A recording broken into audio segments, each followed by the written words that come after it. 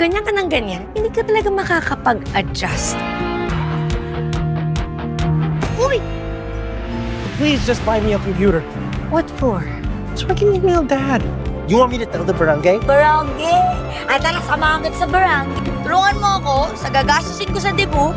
Tutulungan kita. Lalaki magsasayaw sa'yo. Maghanap ka ng gwapo na ka. Ling, mabuhay ng malayo sa mahal mo. Maybe it's time to... Dreams can wait for another day. You only turn 18 once.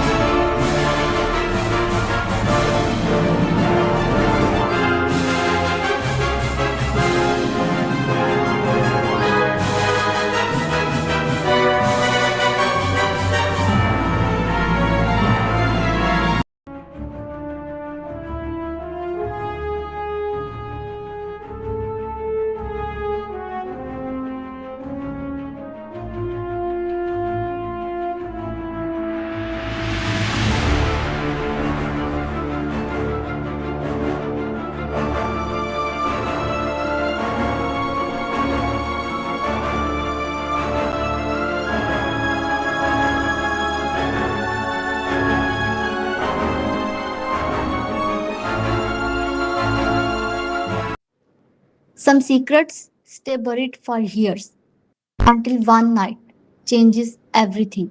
Welcome back to Cinema Reviews. Today we will uncover the mystery behind 18th Rose 2026, a story of obsession, hidden truths, and a past that refuses to stay forgotten. Get ready because every rose hides its thorns.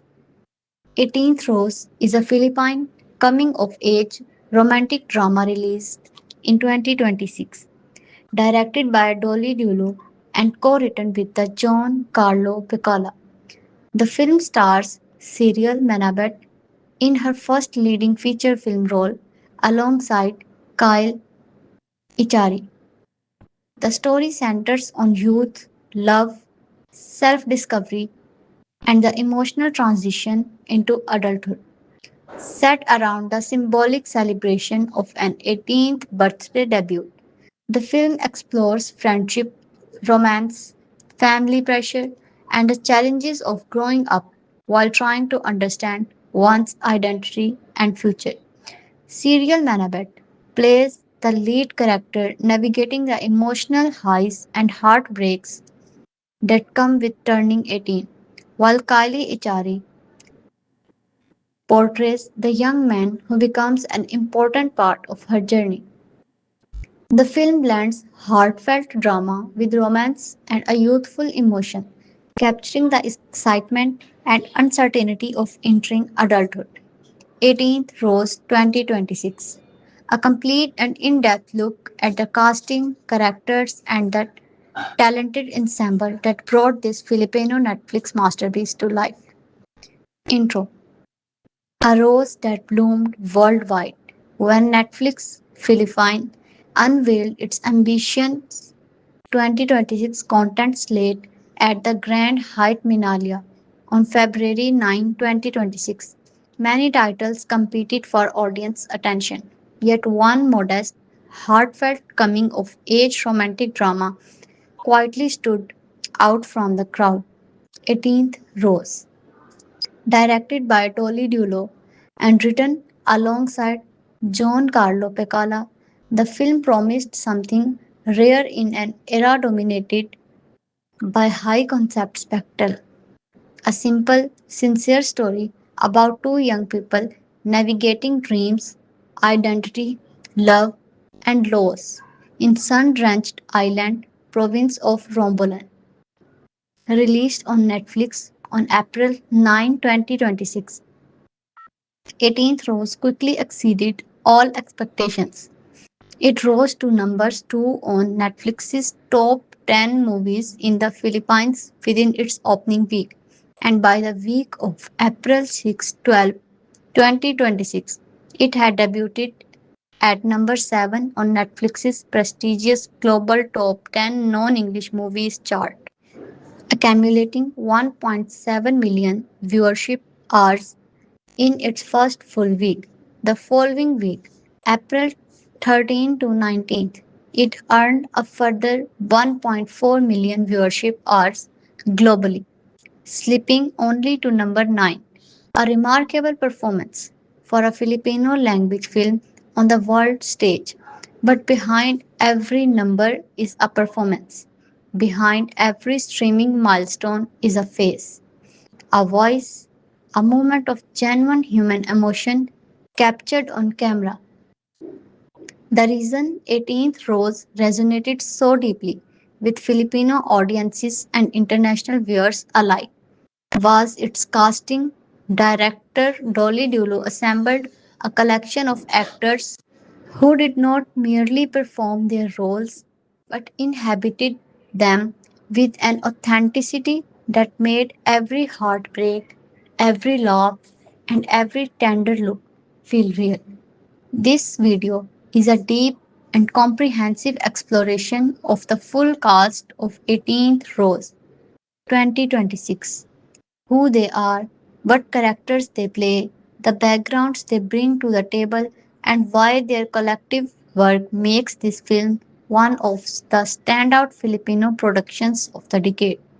From the two magnetic leads to the rich tapestry of supporting performers, every member of this ensemble deserves to be celebrated and understood. The film's foundation, director, writer, and creative team. Before diving into the cast, it is important to understand the creative environment in which the ensemble was brought together, because great casting does not happen in isolation. It is always the product of a strong directional vision. Dolly Dulo, director and co-writer. Dolly Dulo, the architect of 18th Rose, both its director and co-writer. In bringing this film to life, Dulo drew heavily from personal experience. The choice to set the story in the early 2000s was deeply autobiographical, reflecting Dulo's own memories of growing up in that era, a time before social media colonized every moment of adolescent life, when human connections required effort, when you had to actually show up for another person rather than simply sending a message. Dulo's vision for the film was anchored in a specific kind of Filipino nostalgia: the community computer shop, the dial up internet, the Walkman, the bulky CRT monitor, the Yahoo Messenger YM conversations with strangers. These were the textures of an entire generation's youth, and Dulu's embedded them in the story, not as mere set dressing, but as thematic element that speaks the film's central argument that genuine human connection is forged through presence, not just proximity. Dulos also made the deliberate choice to film in Romblon, a province known for its stunning natural beauty but rarely highlighted in Philippine cinema. The decision was intentional. Dulu wanted to bring the lesser seen parts of the Philippines to the screen, using the authenticity of Rombolan's landscape and communities to ground the film's emotional truth, particularly on Sibuyan Island, where the internet connectivity was so scarce that the crew essentially felt transported back to the early 2000s. The location itself became a character in the film. In terms of working with the cast, Dulu encouraged an improvisational organic dynamic. The leads have noted that on set, scripts were often set aside at the last moment, with lines changed or invented in the moment. This approach yielded performances that feel lived in and spontaneous, rather than rehearsed and mechanical. Dulu also demonstrated remarkable sensitivity in the film's cultural dimension. 18th Rose is not merely a romance. It is a meditation on Filipino identity, on the mestizo complex of cultural assimilation, on allure of Western ideals, and on the deep emotional bonds that hold Filipino families and communities together. All of these complexities is woven into the film's fabric without ever feeling preachy or didactic, a testament to Dolo's maturity and restraint as a storyteller. John Carlo Piccola, co-writer, working alongside Dolo in the screenplay's development was John Carlo Piccola. The collaborative script succeeded in building characters who feel genuinely three-dimensional, characters whose desires, flaws, and vulnerabilities create both comedy and heartbreak in equal measures.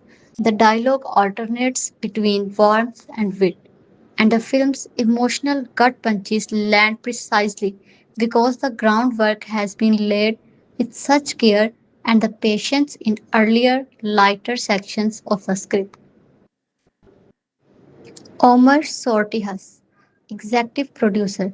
Omar Sortihas served as the film's executive producer, overseeing the project's development under Netflix's Philippine original banner.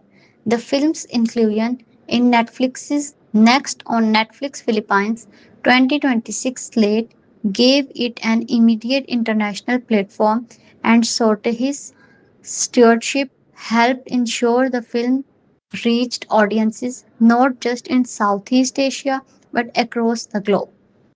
The two leads, the heart of 18th Rose. No film can succeed without a magnetic center, and 18th Rose has two. The pairing of Xyriel Manabat and Kyle Echarri is the film's greatest asset. A casting decision that paid enormous dividends in terms of chemistry, authenticity, and emotional resonance.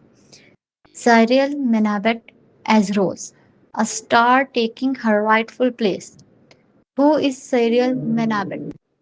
Xyriel Manabat is one of the most beloved and respected actresses in the Philippines, and her journey to her first feature film lead role is a story of extraordinary talent meeting extraordinary patience.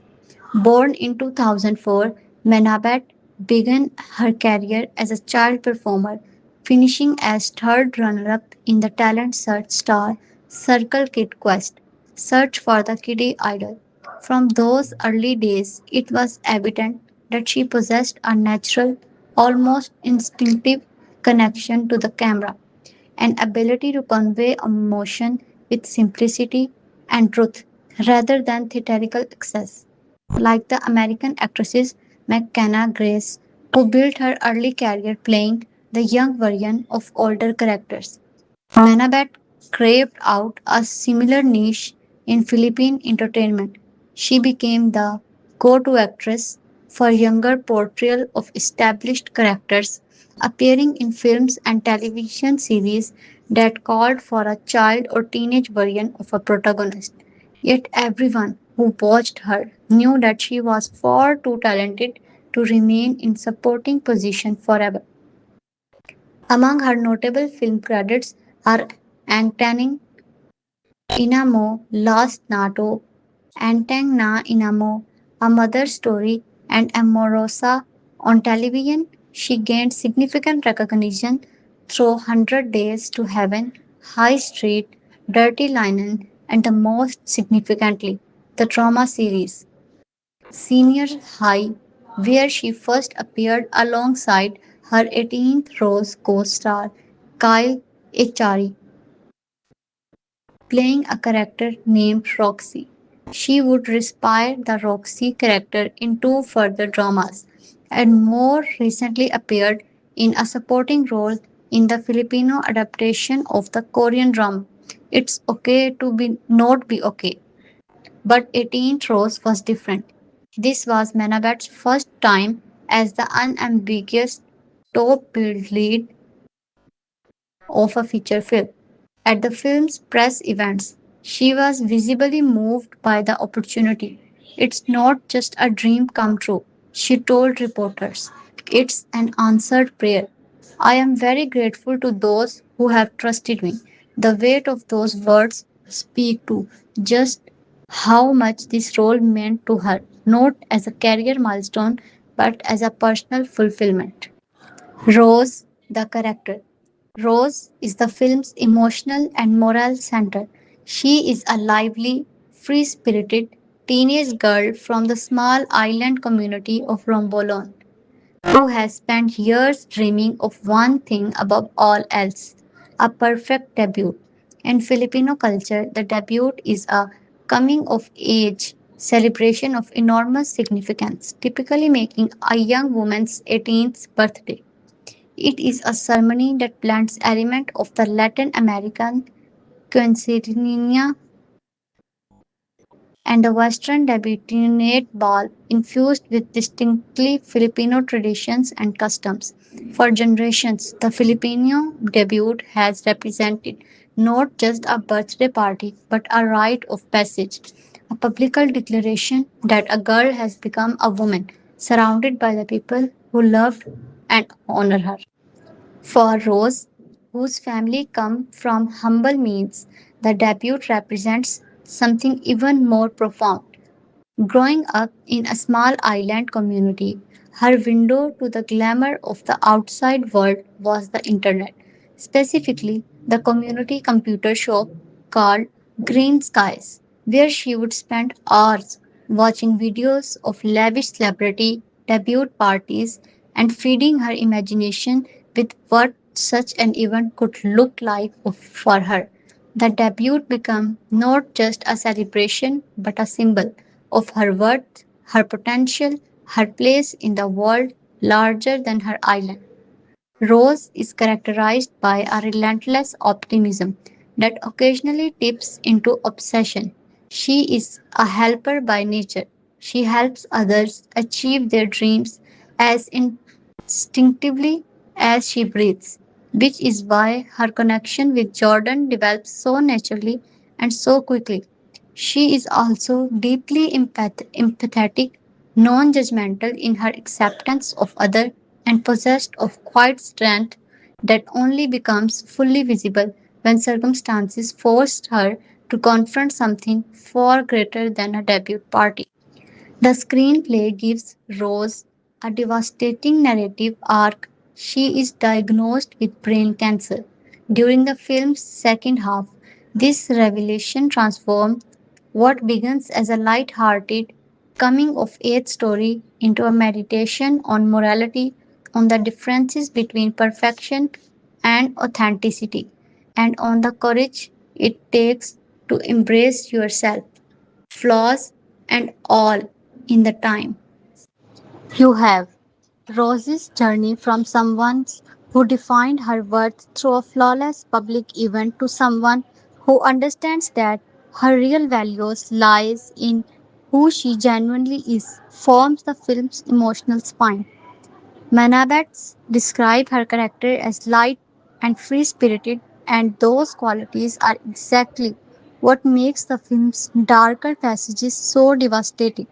The contrast between Rose's radiant energy in the film's first half and the quiet, raw vulnerability of her latter scenes is what gives Manabat's performance its extraordinary power. Critics noted her ability to make introspective, quieter scenes particularly compelling. The moment where the camera simply stays on her face and allows her inner life to surface. In those passages, Manabat does not something that only true great actors can do. She makes you think that You are witnessing something private, something not performed, but simply true. Manabat and Echarri's The Chemistry Workshop that become laughter. One of the most charming behind the scenes stories to emerge from the production of 18th Rose concerns the chemistry workshop that lads were sent to before filming began. The chemistry workshops are common in Filipino and Korean productions. Structured session designed to help co-stars develop authentic interpersonal dynamics before cameras roll. For Manabat and Echarri, the workshop took an unexpected turn.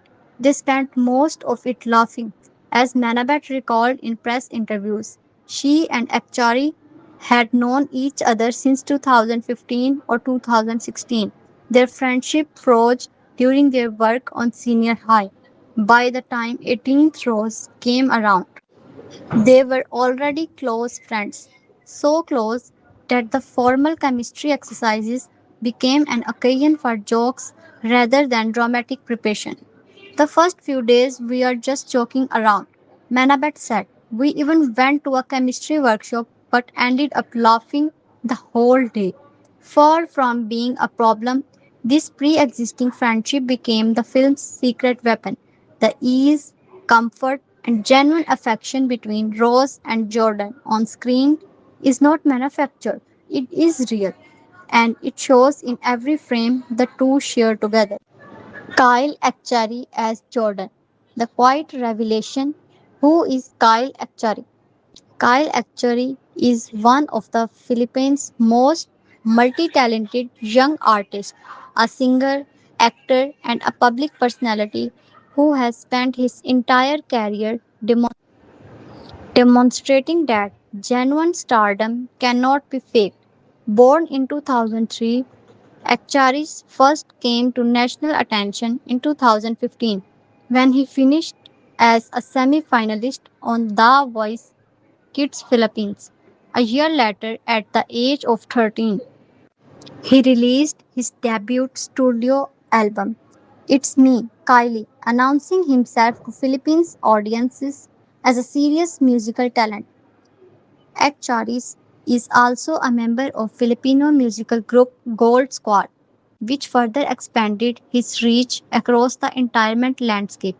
But it has been his acting career that has grown most impressively over time. He began in theater before transitioning to television, and his work in series like Ferdinand, Ganto, Familia, Sagrado, Lyric, and Beach Bros, Mysterious Destiny, The Heiress, and multiple seasons of Senior High built him a substantial following and a reputation for dependability and charm on screen. His movie appearances have included Seven Sundays, Silly Red Shoes, and The Ride. But by universal consensus, critics, audiences, and his own co stars, 18th Rose represents by far the most demanding and rewarding performance of his career to date. Jordan, the character. Jordan arrives in Romblon as a stranger, a transfer student who is half Filipino and a half American, uprooted and deposited in an island community that could not be more different from the life he knew before. He is quite reserved and carries within him an emotional burden that is not immediately apparent to those around him. The source of Jordan's pain is a deep familial wound. His American father abandoned the family nearly a decade ago. The Jordan has never fully processed this loss or the complex feeling it stirred. He is obsessed with making contact with his father with the hope, perhaps naive, of reconnecting, of securing validation from the man whose absence has defined so much of his sense of self. There is a fascinating culture dimension to Jordan's character that the film handles with considerable intelligence. Jordan is celebrated for his mixed heritage rather than stigmatize his American parentage grants him a kind of social capital in the Philippines, where fascination with Western culture has historical and post colonial roots. Yet, rather than finding comfort in his celebration, Jordan finds it hollow. He wants something more genuine than being admired for what he is half of.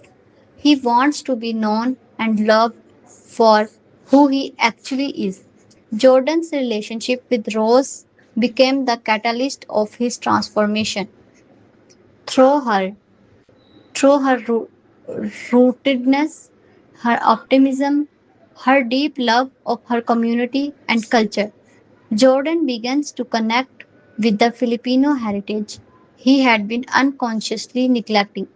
He starts to see that the validation he sought from his absent father was substitute for a deeper sense of self-worth that he had always possessed but never fully claimed. The film's ending, in which Jordan travels to meet his father, not out of desperate need, but as the fulfillment of a promise made to Rose before her death, completes his arc in a way that is simultaneously heartbreaking and uplifting. He goes not as the wounded boy who arrived in Romblon, but someone who has been genuinely transformed by love and loss. Kyle Echarri's performance. Critics who praised the film consistently highlighted Echarri's work as the standout element of the production. His portrayal of Jordan trades on contrast, a surface level of calm and quiet that gradually reveals an ocean of emotional complexity underneath. The character speaks less than Rose, reacts more than he initiates, but in those reactions, in the careful, deliberate way, Achari allows Jordan's feeling to surface. The performance achieves something remarkable. One critic on my drama list wrote that Achari's portrait shows growth, depth, and emotional intensity.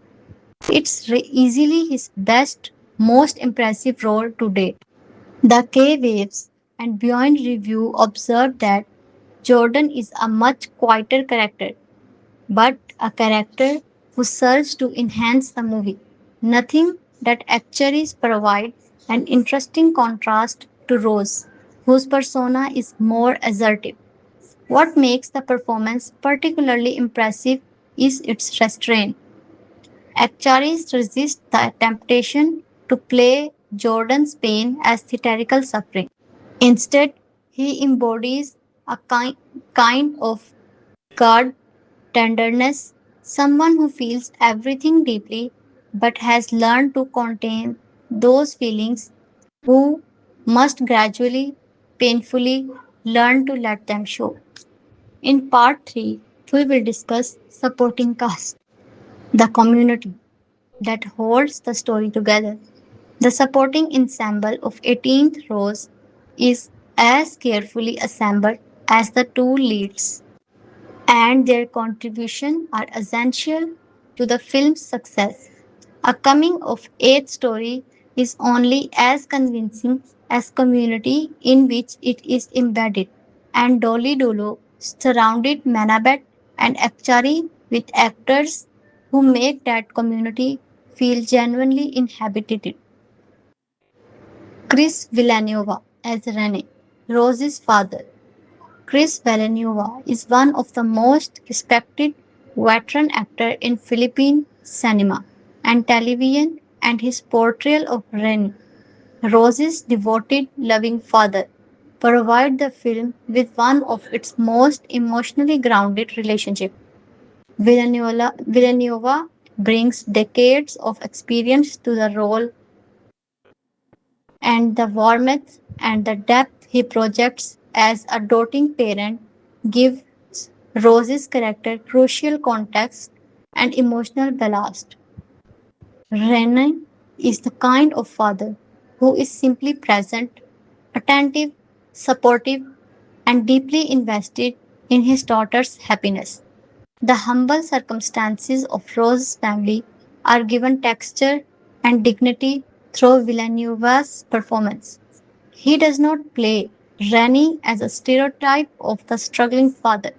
Instead, he portrays a man of genuine character whose limitations in terms of resources are matched by an unlimited emotional generosity towards his child. For audiences, particularly Filipino audiences, Rani represents the kind of parent many grew up with or aspire to have, imperfect in material terms, but completely committed to the emotional well being of his family. Villanova's ability to convey all of his without sentimentality or excess is a masterclass in understand character work. Review praised that convincing parental dynamics that Villanova, together with Yaivo Aguila, brought to the film. One Tagalog language review noted that audiences could genuinely feel the parental love radiating from their performances. Ramdam and Paginging Magliang Nina Chris Villanueva Yayo Aguilera, which is perhaps the highest compliment one can pay to actors playing parents, that their love for their child feels authentic rather than performed. Nikki Valdez as Tess, Jordan's mother. If Chris Villanueva anchors Rose's family, Nikki Valdez does equally important work on Jordan's side of story. Tess is Jordan's mother, a woman who has raised her son alone after his father's departure, navigating the economic and emotional challenges of single parenthood with quiet resilience. Valdez brings to Tess a complexity that the role requires. Tess is not simply a background character. She is a woman with her own story, her own wounds, her own perspective on the husband who left and the son she is desperately trying to give a good life. The dynamics between Tess and Jordan, the way a mother's love for a son can coexist with frustration of his inability to see what she has sacrificed, is rendered with authenticity by Valdez. Nikki Valdez is familiar and beloved face in Philippine entertainment with a long career spanning both film and television. Her presence in 18th Rose lends the production a sense of seriousness and weight that help balance the film's lighter romantic elements. When Valdez is on screen, the stakes feel real. The human cost of Jordan's longing for his father is made palpable through his mother's quiet suffering. Yayo Aguilera as Mercy, Rose's mother. Yeo Augilia plays Mercy, Rose's mother, and completes what is one of the film's most compelling family portrait. Like Chris Villanueva's Rennie, Mercy is a figure of warmth and groundedness. A woman who has built a life of meaning and dignity with the modest circumstances of island life. Aguila is another veteran performer with an extensive career in Philippine film and television, and she brings to Mercy the kind of lived in authenticity that only comes from years of craft. Mercy's relationship with Rose is particularly important in the film's emotional structure. The mother daughter bond becomes increasingly precious as Rose's health deteriorates, and Augilia navigates that challenges of portraying a parent who must hold herself together even as she confronts the unthinkable. The warmth that Augilia and Villanueva project as a couple is also noteworthy. Rose's parents clearly love each other and have built something big and lasting together, which provides the emotional environment that made Rose the person she is: optimistic, loving, determined to find the beauty in life. In this sense, Aguilera and Villanova's performances are not just individually successful but synergistically crucial to the film's argument. Kai Cortez as Brita, the friend with her own story. Kai Cortez delivers one of the film's most memorable supporting performances as Brita, Rose's close friend. Brita is a fascinating character in her own right, a young woman who deals with body dysmorphia issue and who finds it unexpected romantic connection with an elderly American man named Evan. This subplot might seem like an old digression, but the context of the film's larger thematic concerns it is quite purposeful. Britta's story, her relationship with her own body, her unlikely romance with someone so different from her in age and background, reflects the film's broader interest in the complexity of desire, self image, and the ways in which people seek connection and validation. Cortez brings genuine heart to Britta, making her far more than a comic sidekick. She is a complete person with insecurities, longings, and a capacity for surprising emotional depth. The relationship between Rose and Britta is one of the film's most believable friendships. Two young women who accept each other completely, without judgment, who laugh together and support each other through their respective challenges.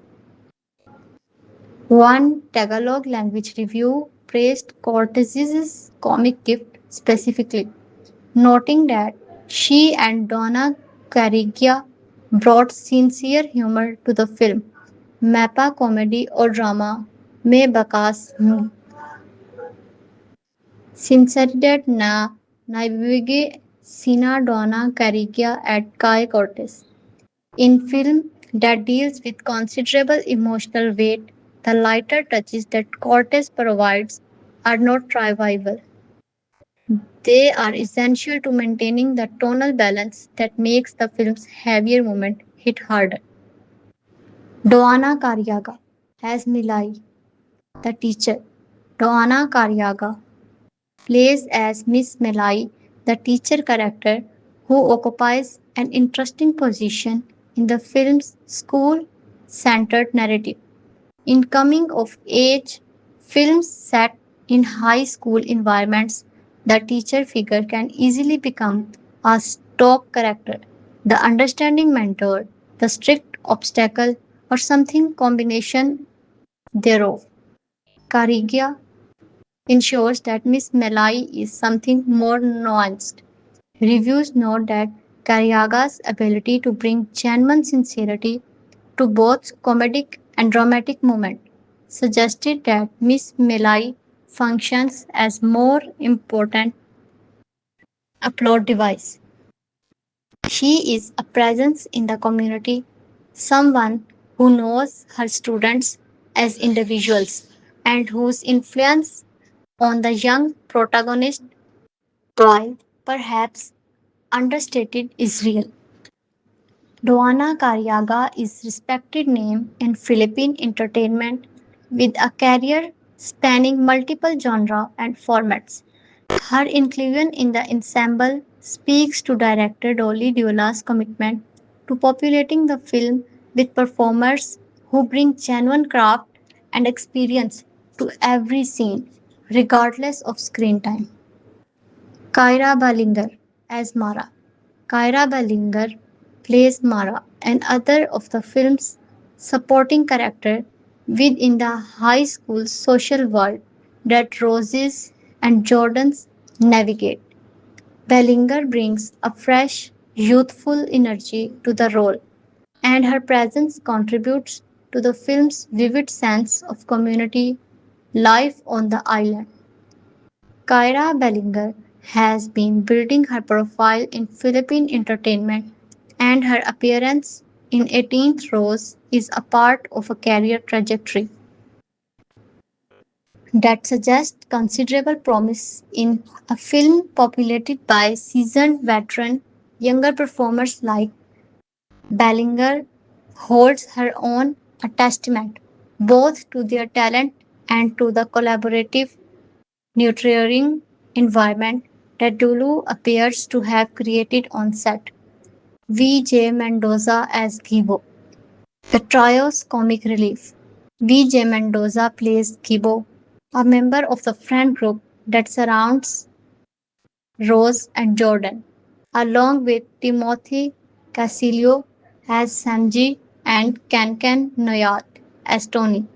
Mendoza's form part of what reviews describe as the Cancho Trio, the comedic friend group whose energy and antics provide much of the film's lighter, more playful texture. One Tagalog review praised the trio for Dagdag Saya, added joy they bring whenever they appear. Da- Dagdag Saya, Kapang Naki Katyong, and Kucha Kancho Trio, Na Sina Kankan Nayat, Timothy Casillo, and Vijay Mendoza. This kind of character group is a staple of coming of age film precisely because adolescence is experienced collectively. Young people navigate life in groups, and the friend group often functions as a kind of chorus that reflects and amplifies the main character's journey. Mendoza, Casillo, and Noyad clearly had excellent chemistry with each other and with the leads, and their scenes together bring an authentic high school energy to the film that would be difficult to manufacture without genuine rapport between the performers. Timothy Casillo as Sanji. Timothy Casillo brings Samji to the life with the same blend of comic timing and authentic warmth that characterize the rest of Friend Group. Casillo's performance contribute to the film's sense of real, specific community, a group of young people who have grown up together, who know each other's quirks and histories, and who move through their shared world with the comfortable ease of long familiarity.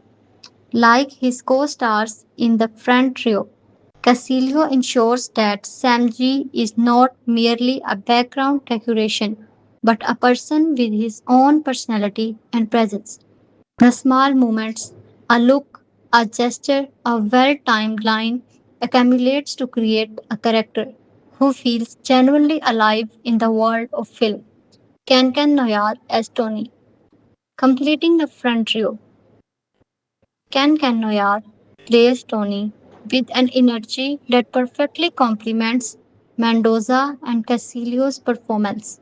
Noyad is the part of a generation of young Filipino performers who are bringing fresh talent to an industry with a long and distinguished history, and her work in 18th Rose suggests a promising future in Philippine entertainment. Together, the three-person friend group provides an emotional and comedic function that is essential to the film's tonal architecture. They remind us that for most of the story, these are just teenagers, funny, impulsive, occasionally ridiculous, and that the serious things happening beneath the surface are all the more affecting because of how ordinary and joyful the surface frequently appears. Felicity Kyle Napoli as Gela. Felicity Kyle Napoli plays Jella, an other member of the young ensemble that populates the film's school and community world. Napolis contribute to the film's vivid scene of the social world in which Rose and Jordan are embedded, adding another dimension to the network of relationship through which their own connection develops. Stephen Chad as Ivan, Britta's unlikely love interest. Stephen Chad plays Ivan, the elderly American man who becomes romantically involved with Britta, Chai Cortez. This is perhaps the most unusual and potentially surprising subplot in the film, and Kat's performance is crucial to ensuring that it registers as something genuine rather than a merely eccentric. Ivan is clearly a man with his own history, his own loneliness, his own reasons for being in Romblon. The relationship between Ivan and Britta is not presented as predatory or inappropriate, but as a genuine emotional connection between two people who find in each other something they had not expected, a kind of mutual recognition and affection. Cat brings warmth and credibility to role, making Ivan a sympathetic figure rather than a source of easy judgment. The Ivan Brita subplot also connects thematically to the film's broader interest in the relationship between Filipinos and Americans, the historical, cultural, and emotional complexity of a relationship between two nations and their people that is never simply and always charged with meaning. Shante Cortez as Rufa. Shantai Cortez appears in the role of Rufa, adding another layer to the film's ensemble, while Rufa is smaller role in the overall architecture of narrative. Cortez brings professional commitment to the character, ensuring that Rufa feels like a real person in the community rather than a named extra. John Rick Noyne as Bitoy. John Rick Noyne plays Bitoy, an other community member in the world of 18th Rose.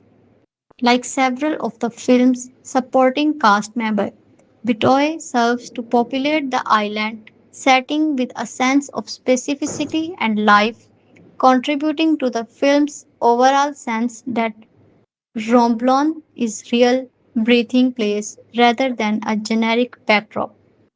Lyle Vire as Dimagubia. Lyle Vire brings Dimagubia to life in the film, contributing to the ensemble portrait of the island community. Character like Dimagubia reminds audience that Rose and Jordan exist within a specific social world, that their story is not happening in vacuum, but in the midst of living, breathing community with its own rhythms, hierarchies, and personalities. Tuesday Vargas as R.S. Francisco as contest judges.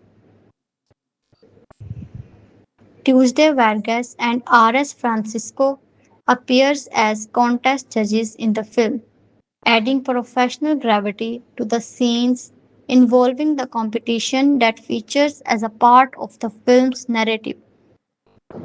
Both are recognized figures in Philippine entertainment, and their cameo appearance as authority figures lend those scenes an additional authenticity. It is worth noting that Tuesday Vargas is a well known media personality and actress in the Philippines, and her appearance in the film, even in a relatively small role, signals a level of prestige and industry connection that reflects well on the production as whole. Benedict Ramos as Star Seekers host. Benedict Ramos plays the host of a competition event that features in the film. The character of a television or competition host is a recognizable figure in Filipino popular culture, a role that carries its own specific performance, conventions, and audience expectations. Ramos brings the requisite charisma and authority to the role, adding yet another dimension to the film's rich social tapestry. Claudine Peligro as dancer. Claudine Pelligro appears in the film as a dancer, one of the many performers who populate the film's celebration sequence. In a film where a debut party is literally the central event around which the entire narrative revolves, the performers who bring those celebrations scenes to life play an important role in establishing the cultural context and visual splendor that makes the debut mean so much to Rose and to Filipino audience. Themes and cultural significances through the cast's eyes. One of the things that make 18th Rose so rich as a cultural artifact is the way in which its casting choices themselves carry thematic meaning. The film is, at one level, a story about two young people falling in love in a beautiful island setting. But at a deeper level, it is a story about Philippine identity, about what it means to be a Filipino in the early 21st century, about the complex relationship between the Philippines and the West, about the enduring tension between tradition and modernity, between community and individual aspiration. These themes are not merely stated in the screenplay, they are embodied in the actors who bring the characters to life. Xyriel Manabat as Rose represents a deeply rooted Filipino spirit, a girl who has never left her island, but who carries within her an enormous capacity for imagination and aspiration. Kyle Echarri as Jordan represents a Filipino diaspora experience, the young person caught between two cultures, belonging fully to neither, searching for a sense of identity that can only be found through genuine connection with his heritage. The casting of veteran Philippine film stars like Chris Villanueva and Yago Aguila as Rosie's parents situates the film within a specific tradition of Philippine family drama, a tradition in which the family is fundamental unit of meaning and in which parental love is both a source of strength and sometimes of constraint. These actors, whose faces and voices carry decades of cultural resonance for Filipino audiences, and their presence grounds the film in a deep sense of historical and cultural continuity. The friend group Chai Cortez, Vijay Mendoza, Timothy Casilio, Can Noyal represents the collective experience of adolescence in contemporary Philippine society, the social world that Rose and Jordan navigate as they discover each other, their energy, humor, and warmth that reflects the genuine vitality of young Filipino culture. The joy and absurdity and occasional cruelty of high school social life, and the film's choice to include an American character, Yuan, played by Stephen Catt, in the subplot involving Brita is not accidental. It adds another layer to the film's exploration of Filipino American relationships, the personal, intimate dimension of a historical and political relationship that has shaped the Philippines in profound ways. In part 5, we will discuss about the production notes, chemistry, and on-set dynamics, the Romblon setting and its effect on the cast, the decision to film in Romblon, particularly on Sibuan Island, where the internet connectivity has almost non-existent, had a profound effect on the cast and their performance. Stripped of the distractions of modern connectivity, the actors were essentially forced to be present in each other in the way that the early 2000s setting demanded of characters they were playing. Manabat and Echarri both born in the digital era. Manabat in 2004, Echarri in 2003. acknowledged that they did not personally live through the period the film depicts, but the location's simplicity helped bridge that gap. Being on Sibuan Island with its low pace and limited connectivity gave the actors an experimental understanding of the world their characters inhabit that no amount of research or preparation could fully replicate. Director Dulu chose Romblon precisely for this quality and the gamble paid off. The film has a visual and atmospheric authenticity that is immediately apparent. The light on the water, the sound of island life, the specific human texture of small community existence are not approximation but the real thing, captured with the care and intention by Dulu and the film's cinematography team. The no script approach to performance, one of the most striking aspects of the production, as reported by the lead actors, was the approach to scripted dialogues. Echarri reportedly told reporters that he and Manabat sometimes did not read the script until they arrived at the camera, at which point lines would be changed or improvised entirely. This approach, which might seem chaotic, actually produced something of great value: performances that feel genuinely spontaneous, alive, and unguarded.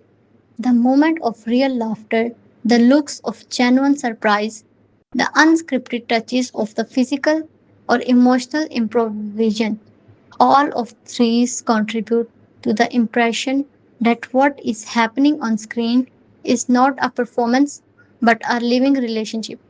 This is the hardest thing to achieve in cinema, and it cannot be faked. The fact that Manabat and Akchari's real world friendship made this kind of spontaneity possible is perhaps the most significant piece of casting wisdom in the film's entire production. Dolly Dulo's collaboration with the cast throughout production. Dulos maintained a working environment characterized by trust, flexibility, and creative openness.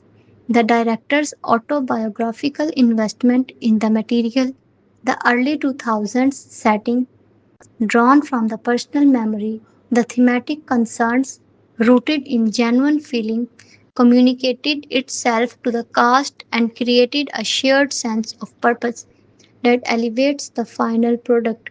For actors at every level of experience, from veterans like Chris Villanueva to emerging talents like Kira Bellinger, the atmosphere on set appears to have been one of which genuine creative risk was possible and encouraged. The results speak for themselves. In the finished film, where every performance, regardless of screen time, feels considered and alive.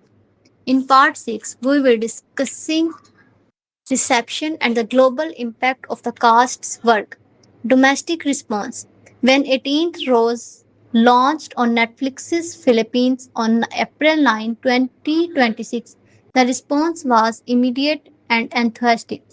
The films rapidly climbed to the number 2 on Netflix's top 10 movies in the Philippines, a performance that reflected the deep affection audiences felt for both the story and its performers. For Filipino viewers, the film offered something particularly resonant, a story that was unmistakably proudly Filipino, set in a specific Philippine location, centered on a specifically Filipino culture rural tradition, the debut, the populated by Filipino actors and artists, yet which carried an emotional universality that could speak to audiences everywhere in the world. The debut party, with its specific rituals and meanings, become in the film's hand a metaphor for something every viewer understands the desperate human desire to make one's own significance, to be seen and to be celebrated and to be mattered. The performances of the cast were widely praised in domestic reviews. Manabat's transformation from a child performer to a genuine leading lady was celebrated as coming of age story in itself, one that mirrored in a very real way the journey of the character she played. Echarri's performance was frequently cited as the most surprising and impressive element of the film, revealing depths that his previous work had not fully suggested. International viewership and the global top 10. The film's debuted at number 7 on Netflix's global top 10 non English movies chart with 1.7 million viewership hours in its opening week was landmark moment for the Philippine cinema on the international stage. Filipino language films have historically struggled to achieve widespread global visibility, and the fact that 18th Rose broke into the top 10 worldwide is a testament both to the quality of the production and to the global appetite for authentic, emotionally resonant stories regardless of their language of origin. The following week's performance, 1.4 million additional viewership hours, ranking at number 9, confirmed that the film was not merely a novelty but a genuine audience favorite. The continued viewership suggests word of mouth enthusiasm, viewers recommending the film to others, the specific quality of its performance and storytelling, generating conversation and emotional response across cultural boundaries. Critical assessment. Critical reception was generally warm, with most reviewers identifying the film's strength and precisely its cast and their performances. A common was the film's conventional narrative scaffolding, the deal between strangers, structure, the inevitable romantic development, the revelation of illness, the bittersweet ending, was elevated beyond its cliches by the authenticity and commitment of the performer. The film received a score of 7.5 on My Drama List from its early viewers, reflecting the general sense that it was well crafted, emotionally effective film that, while not without flaws, delivered on its promises. The K Waves and Beyond review gave it 3.5 out of 5, noting it as an acceptable coming of age film that has good intention but fails to follow through on some of them, while acknowledging that one cannot really deny that it was not fun to watch. More enthusiastic assessment appeared in other publications. Tribune's review celebrated the film as a heartfelt felt exploration of Filipino culture and youth experience. The Lifestyle Inquirer positioned it as a love letter to early 2000s childhood, noting the particular effectiveness of the film's period setting and its reflection of a specific Filipino experience of that era. In part 7, we will be discussing the legacy of casting and what it means for Philippine cinema. Xyriel Manabat's breakthrough. The most enduring consequence of the 18th Rose casting may be what it does for Xyriel Manabat's career. For years, she was one of the most talented young performers in the Philippines, recognized by industry insiders and devoted fans, but not yet given the platform to demonstrate what she could fully achieve. 18th Rose changes that.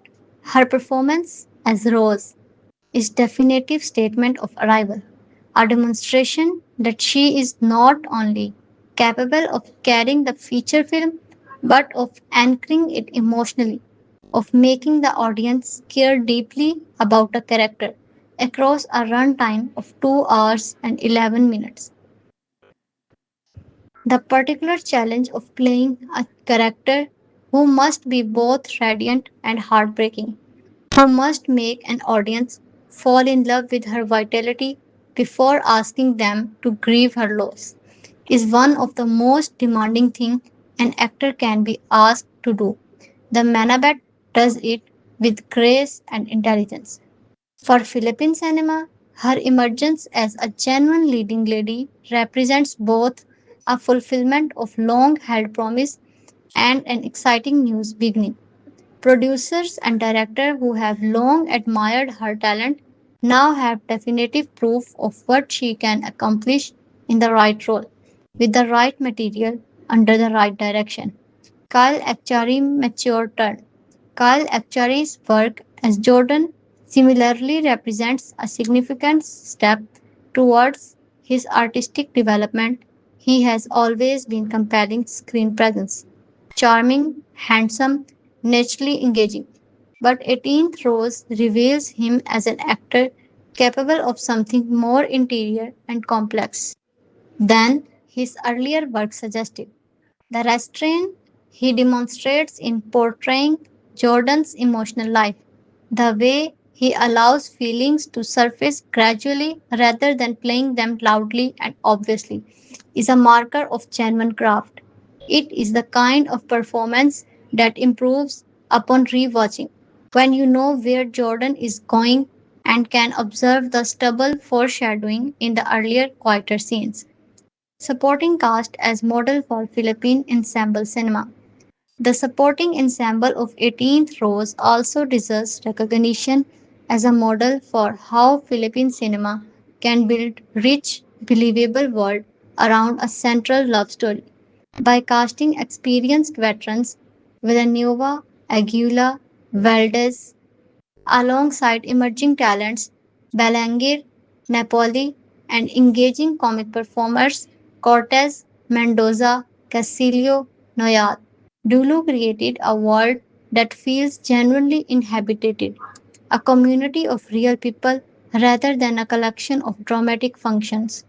This kind of ensemble casting, in which every character, regardless of screen time, is played by a real actor with something specific to contribution, elevates the entire production. It is what separates film that feel alive from the films that feel constructed, and the 18th Rose consistently feels alive. In conclusion, of a cast that made a dream come true. The title 18th Rose carries its own metaphorical weight. In Filipino debut tradition, the 18th rose are given by the 18th important man in a debutante life, each rose representing a relationship that has shaped her. Each presentation a public acknowledgement of how much she is loved and valued. In sense, the cast of this film are roses of different kind, each performer a distinct contribution to the debutante experience that the film itself represents. Xyriel Manabat, making her lead film debut, is the central rose, the one around which all the others are arranged. Kylie Echarri is the unexpected rose, the one that surprised with its depth. Chris Villanueva and Yayo Anguilla are the roses of roots and home, the parental love that grounds everything. Nikki Valdez is the rose of resilience, of a mother who endures. Chai Cortez is the rose of friendship, of acceptance without judgment. The front trio, Mendoza, Casilio, Noyat, are the roses of joy and community. Together, they made something that traveled around the world. Together, they made a film that made people feel things that they were not expecting to feel. Together, they did what cinema at its best has always done. They took specific story rooted in a specific place and culture and made it universal.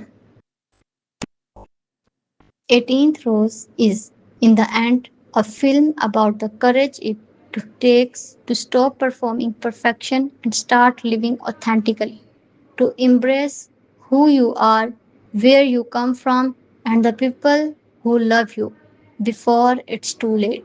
The cast embodied that the theme in their performance and in doing so they gave audiences across the world a film they will not soon forget. In ever evolving landscape of Southeast Asian cinema, Filipino films have created out a unique and distinguished space for themselves, not just within the region but across the globe. In 2026, one film emerged to add yet another remarkable chapter to this proud tradition. 18th Rose, a coming of age romantic drama produced under the banner of Netflix Philippines. Directed by Dolly Dulo from a screenplay she co wrote with John Carlo Pecala. 18th Rose is the heartfelt exploration of young love, identity, ambition, and the peculiar beauty of growing up in early 2000s provincial Philippines. The film stars Xyriel Manabat in her historic first leading role in a feature film portraying the spirited and determined Rose, a teenage girl whose singular dream is to have the perfect debut, the grand coming of age celebration, deeply embedded in Filipino culture for girls turning 18.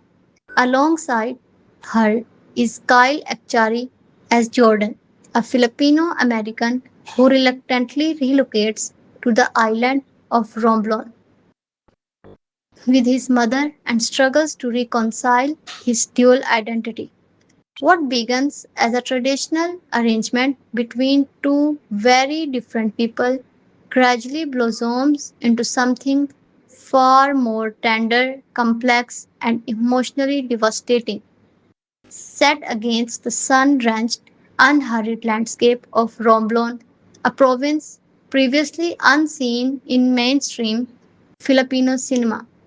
The film is as much a love letter to the forgotten era as it is a story about its characters. The early 2000s setting, chosen deliberately by the director Dolly Dulo as a mirror of her own childhood memories, serves as more than mere nostalgia.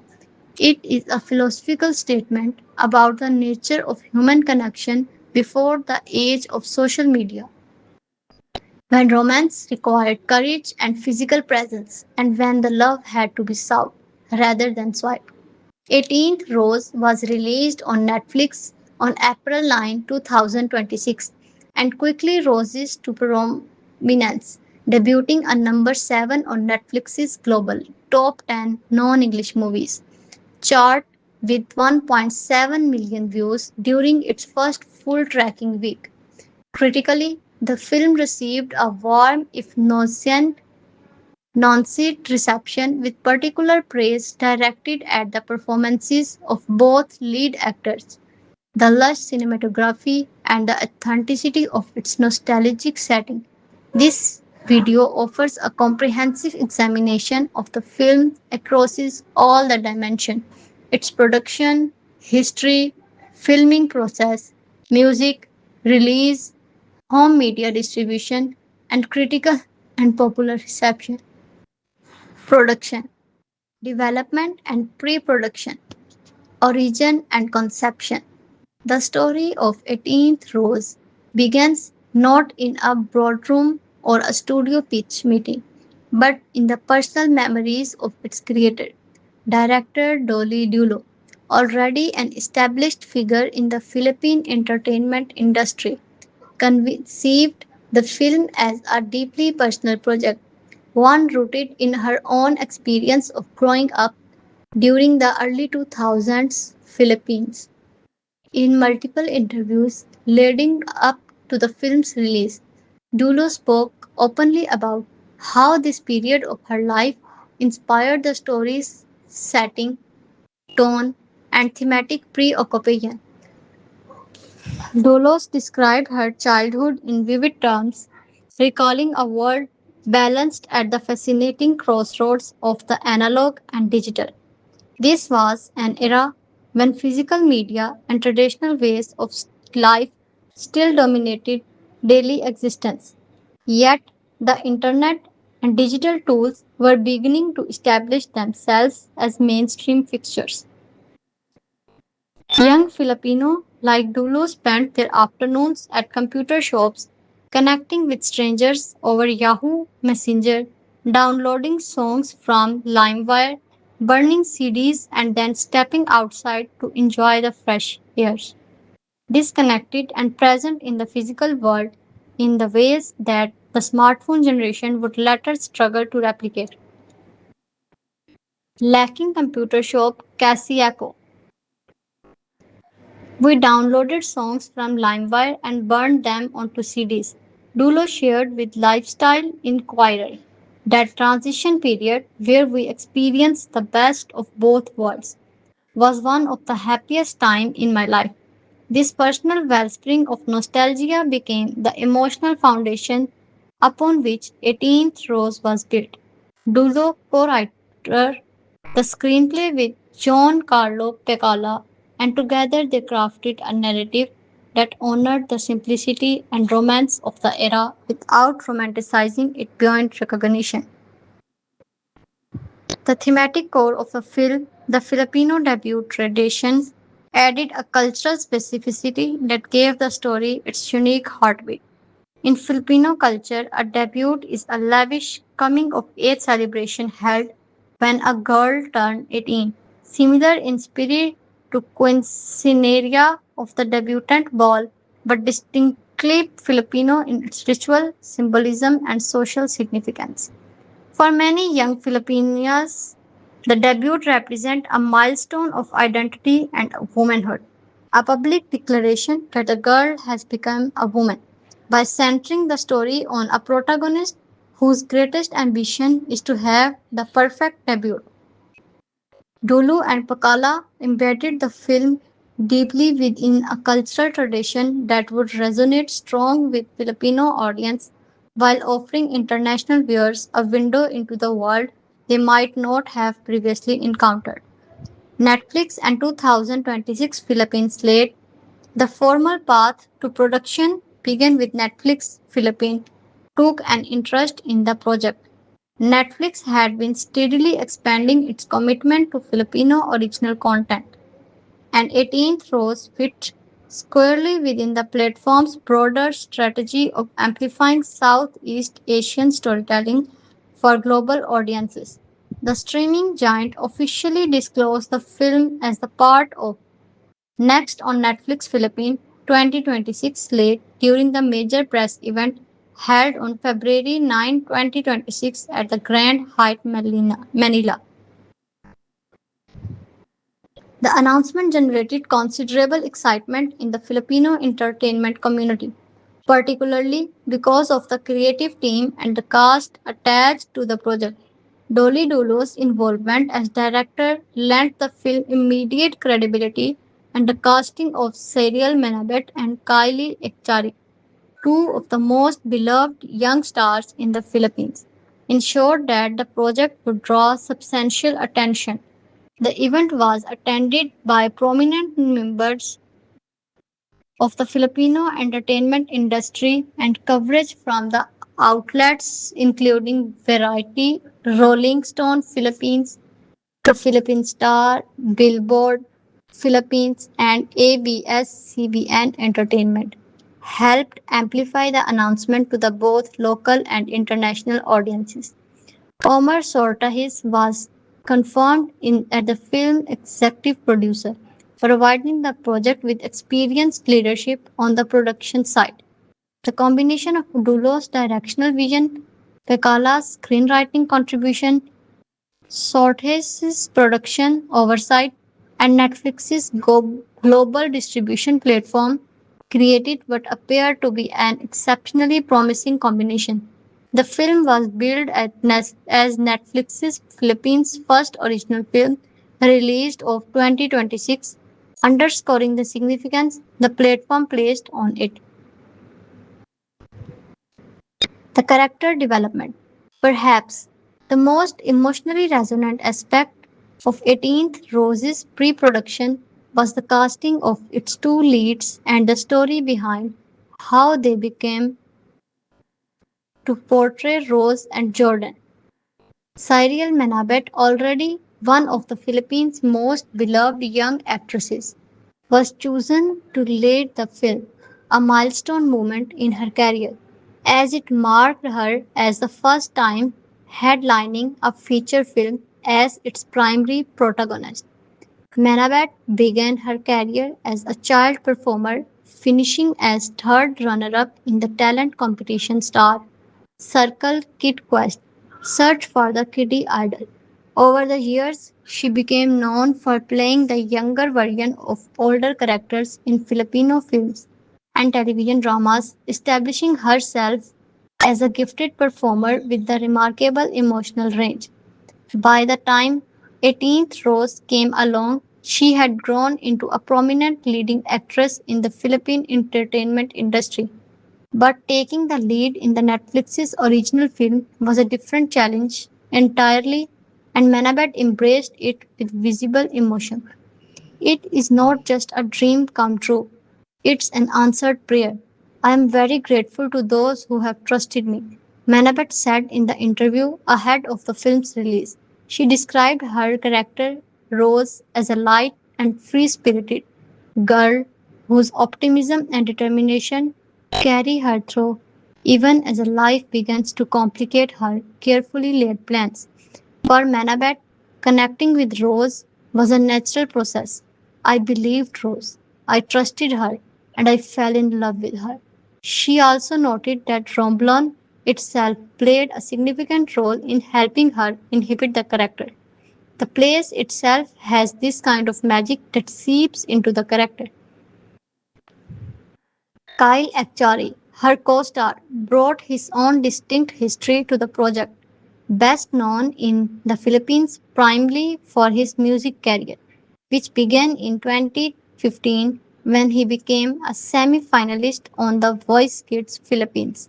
Echarri also established himself as a capable actor through roles in Senior High, Beach Bros, Mysterious Destiny, The Hires, and other productions.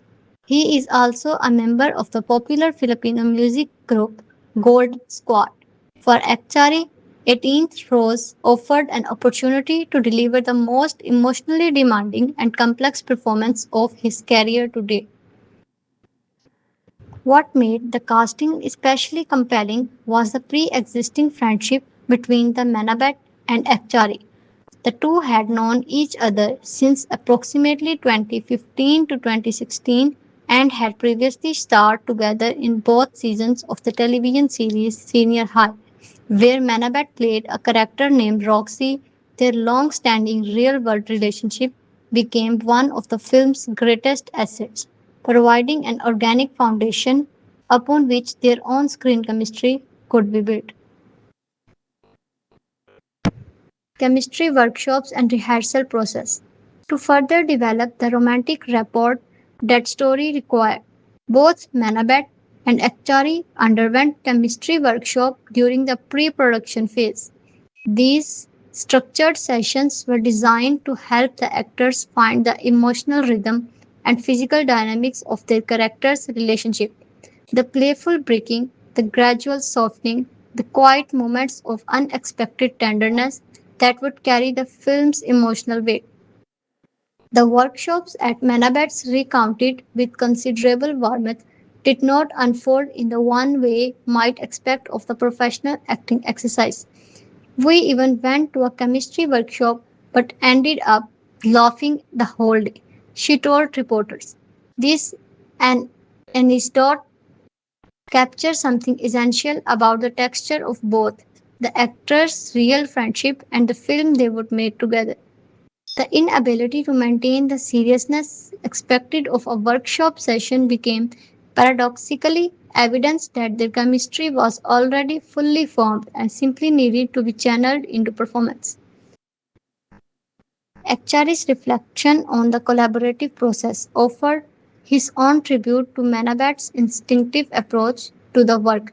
When we go to the set, we do not read the script until we get to the cameras, and when we get to the set, we change all the lines. He described her method approvingly. This improvisational spirit, grounded in genuine mutual trust and affection, would prove to be one of the film's defining qualities, giving scenes a spontaneous, lived in quality that would later draw praise from critics and audiences alike. Manabat herself offered a revealing summary of the arc their relationship took during film. The first few days of filming we were just joking around. We even went to a chemistry workshop but ended up laughing the whole day. She added that their genuine personal connection directly mirrored the evolution of their character in the film.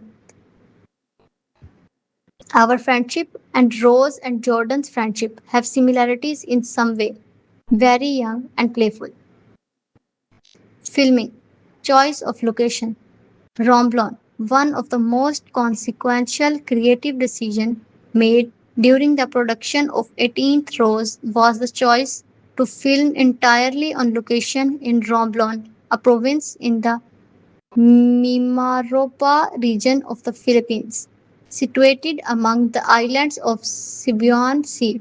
For director Dolly Dulo, Romblon was not merely a convenient or picturesque backdrop. It was an integral part of the film's meaning and emotional truth. Romblon is one of the Philippines' lesser visited provinces, a place known for its marble production, pristine beaches, and the unhurried pace of island life, but largely absent from the mainstream of Filipino popular culture. Duluth chose Romblon deliberately with the dual intention of showcasing a part of the Philippines that most audiences, both domestic and international, had never seen, and of using the province's characteristic simplicity to evoke the feel of early 2000s setting.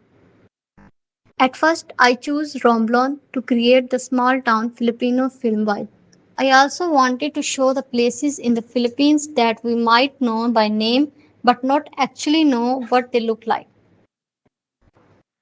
Dulu explained to Lifestyle Inquirer. But most importantly, in the end, it compelled us to spend our days as we used to.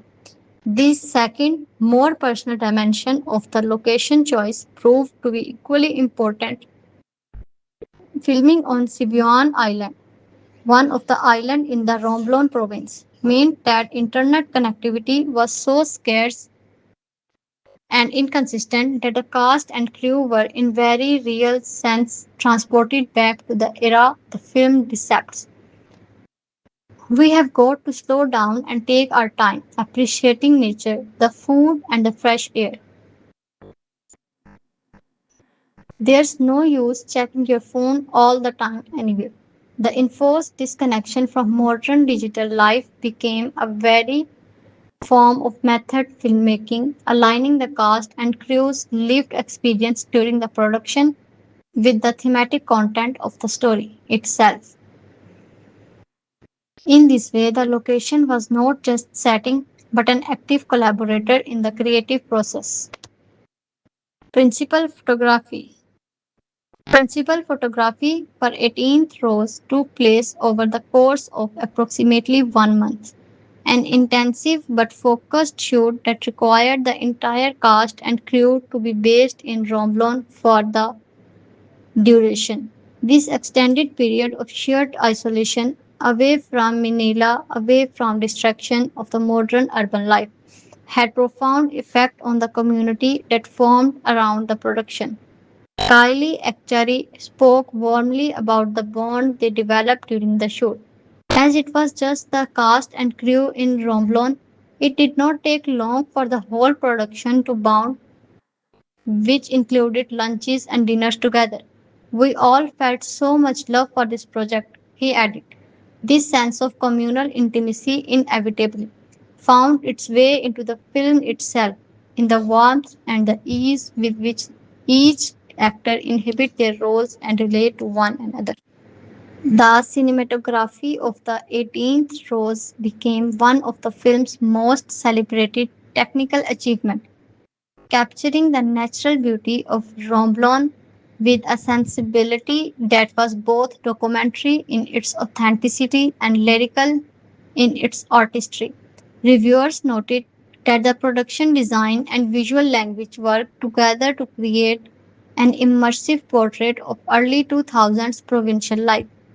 Bicycles along dusty roads, the communal computer shop with its wiring fans and flickering screens, the golden light of afternoon spent at beach. The film's landscape are stunning but never overbearing, serving the story rather than overwhelming it. A particularly notable visual technique employed in the film is the change in aspect ratio during montage sequence.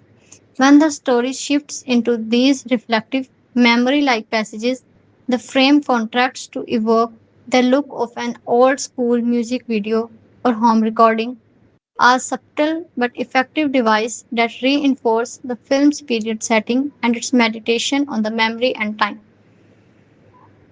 The computer shop as narrative space, central to the both film's setting and its thematic concern, is the community computer shop, given the evocative name Green Skies.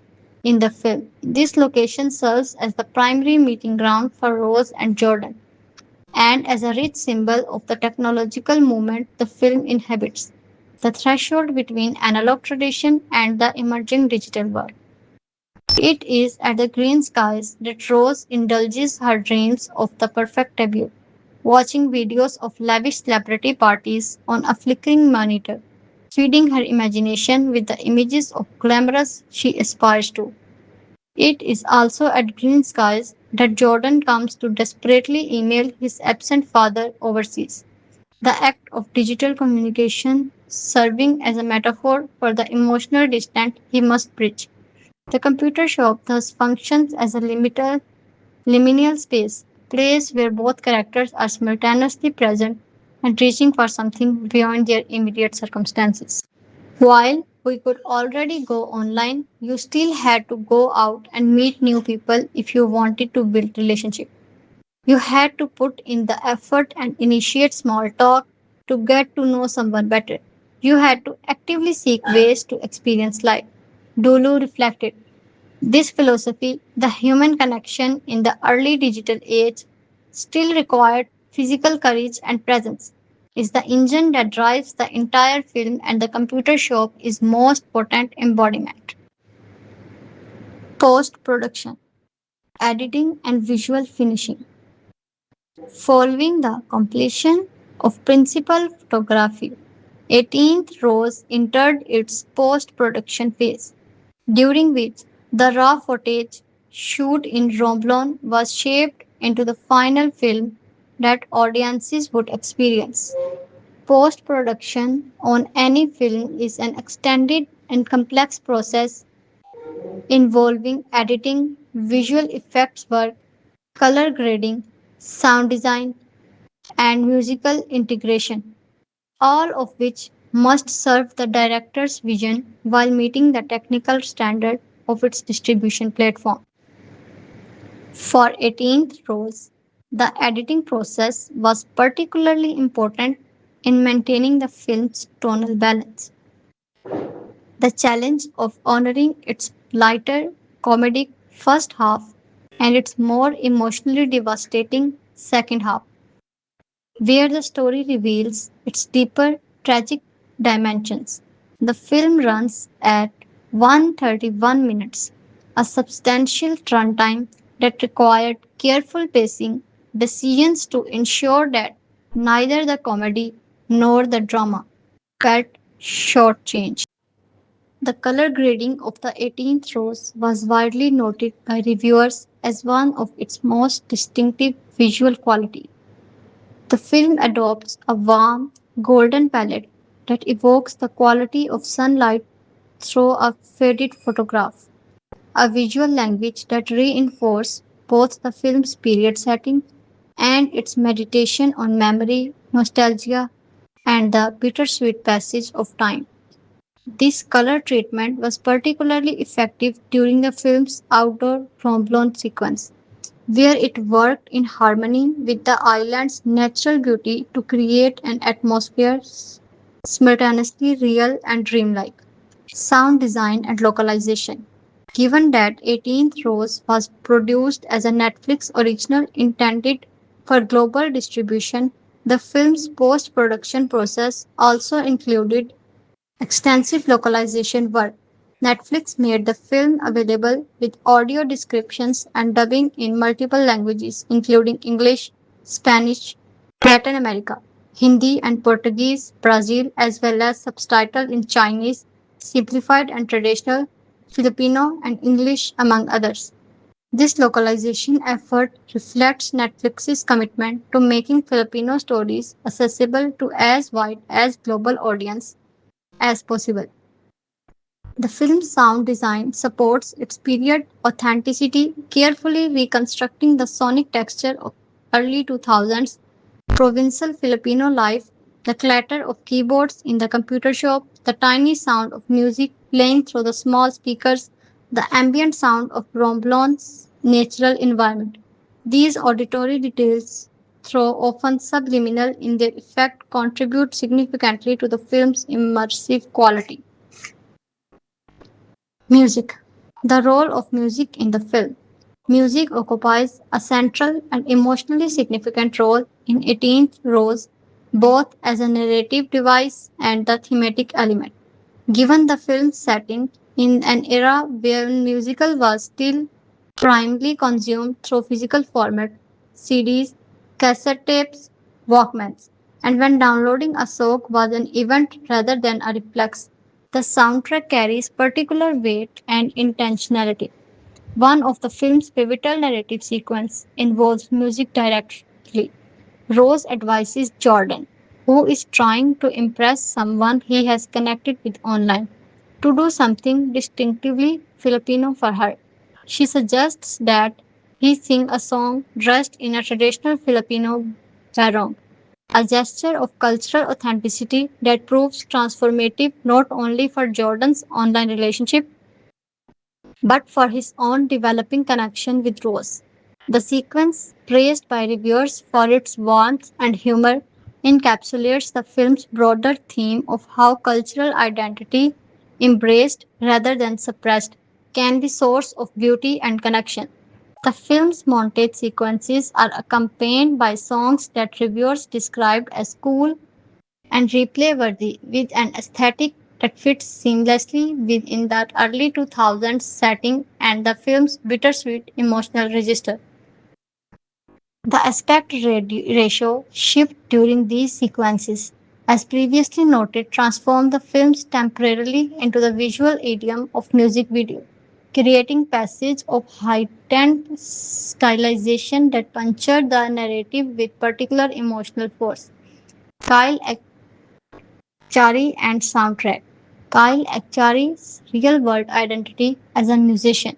He began his career as a semi-finalist on The Voice Kids Philippines and has released multiple albums, proof directly relevant to the 18th Rose musical dimension.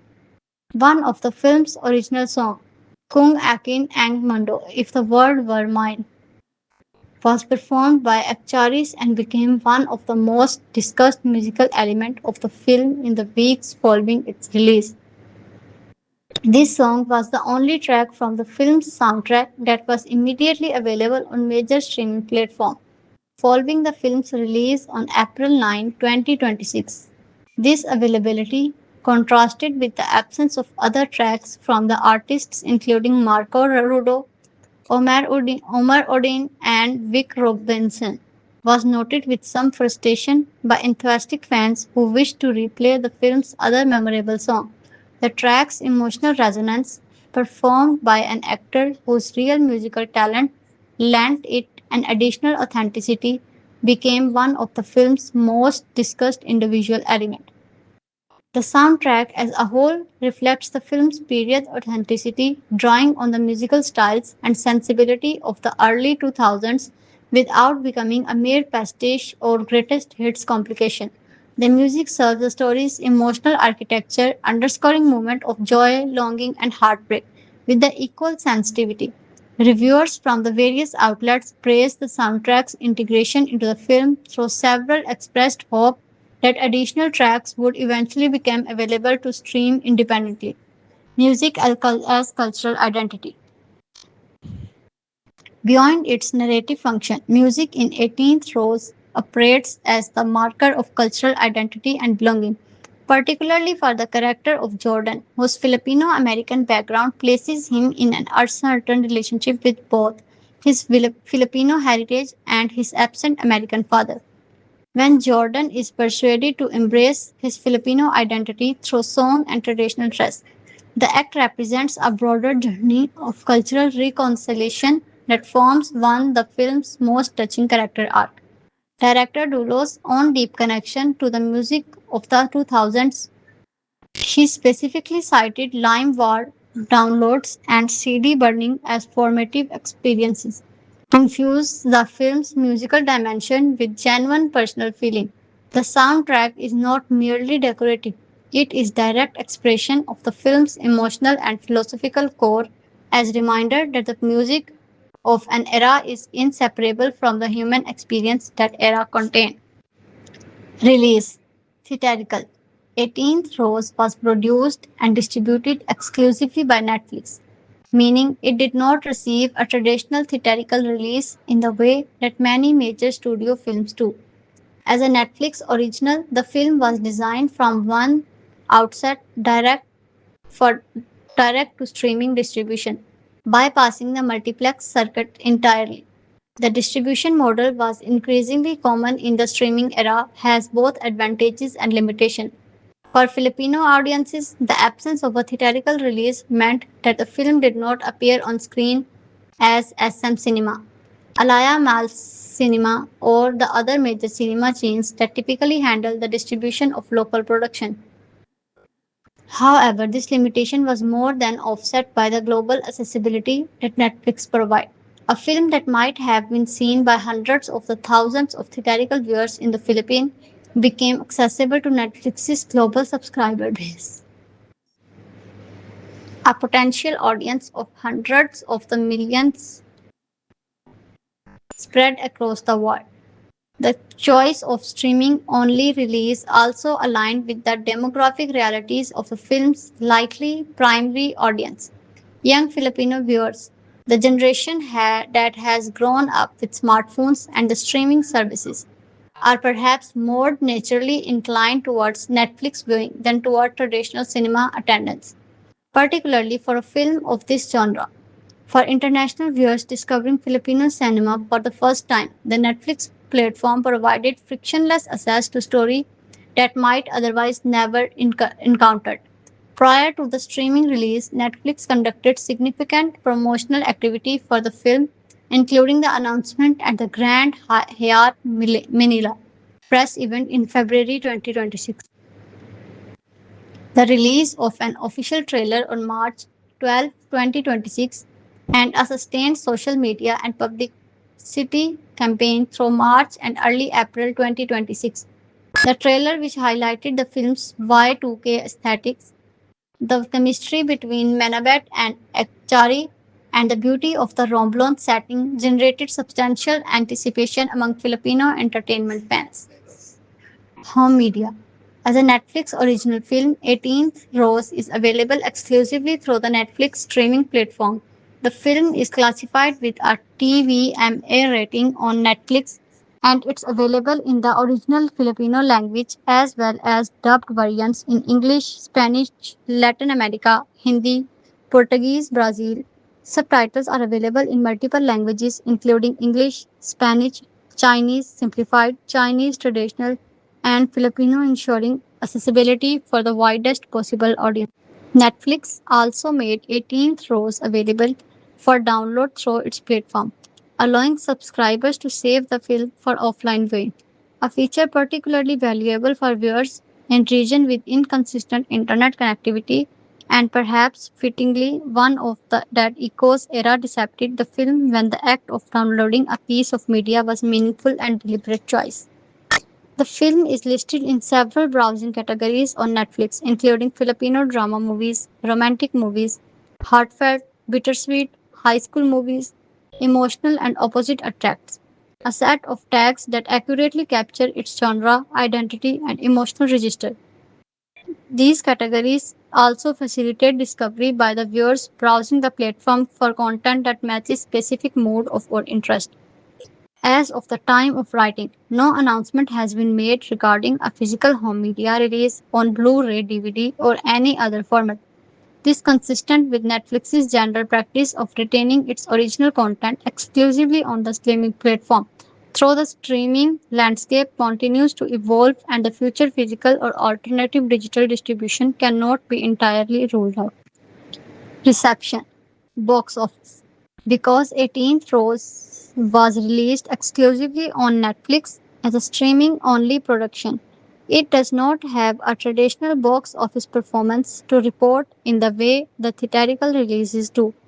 The relevant equivalent metrics for Netflix original is viewership data, which Netflix reports through its weekly global top 10 charts, a system that provides a degree of transparency into performance of the platform's most watched content.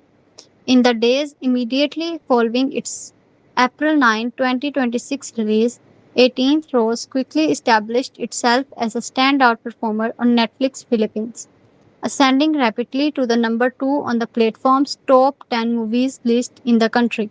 The debut positioning achieved within the film's first full week of availability signaled the strength of audiences' interest, particularly among the Filipino viewers who responded enthusiastically to the combination of beloved stars, a culturally resonant story, and nostalgic early 2000s setting. The film's performance on the global stage was equally impressive during the tracking week of April 6 to 12, 2026. The first full week the film appeared on the global charts, 18th Rose debuted at number 7 on Netflix's global top 10 non English movies chart, accumulating 1.7 million views worldwide. This was a remarkable achievement for a Filipino language production, placing it among the most watched non English film on the platform globally for the week, alongside titles from four larger film industries. In addition to its strong performance in the Philippines, where it ranked third during the tracking week. The film also entered the top 10 in two other markets, Qatar and United Arab Emirates. This geographic reach extended beyond the Philippines, dia- uh, diaspora communities, and audiences in the Middle East, suggests that the film's appeal transcended straightforward national or ethnic identification resonating with viewers who may have drawn by the universal quality of its romantic and coming of age theme. The following week, April 13 to 19th, 2026, the film maintained its presence on the global chart, shipping from number 7 to number 9, but adding a further 1.4 million views worldwide. This brought the film's cumulative 2 week global viewership to 3.1 million, a total that placed it among the more successful Filipino Netflix original in the term of international reach. The film continued the film continued to rank third in the Philippines during its second chart week and maintained its top 10 positions in Qatar and United Arab Emirates. The film's performance illustrates several important trends that contemporary streaming landscape. First, it demonstrates the Filipino language content, when produced with sufficient quality and backed by Netflix's distribution capability, can achieve meaningful global viewership beyond the diaspora market. Second, it reflects the ongoing appetite for romantic coming of age stories that speaks to universal human experiences across cultural borders. Third, it highlights Romblon's successful emergence as a cinematic distinction, a province that film introduced to a million of viewers who had never previously heard of it. Critical response General reception 18th Roses received a generally positive critical reception following its release on April 9, 2026, with the strongest praise directed at the performance of its two lead actors.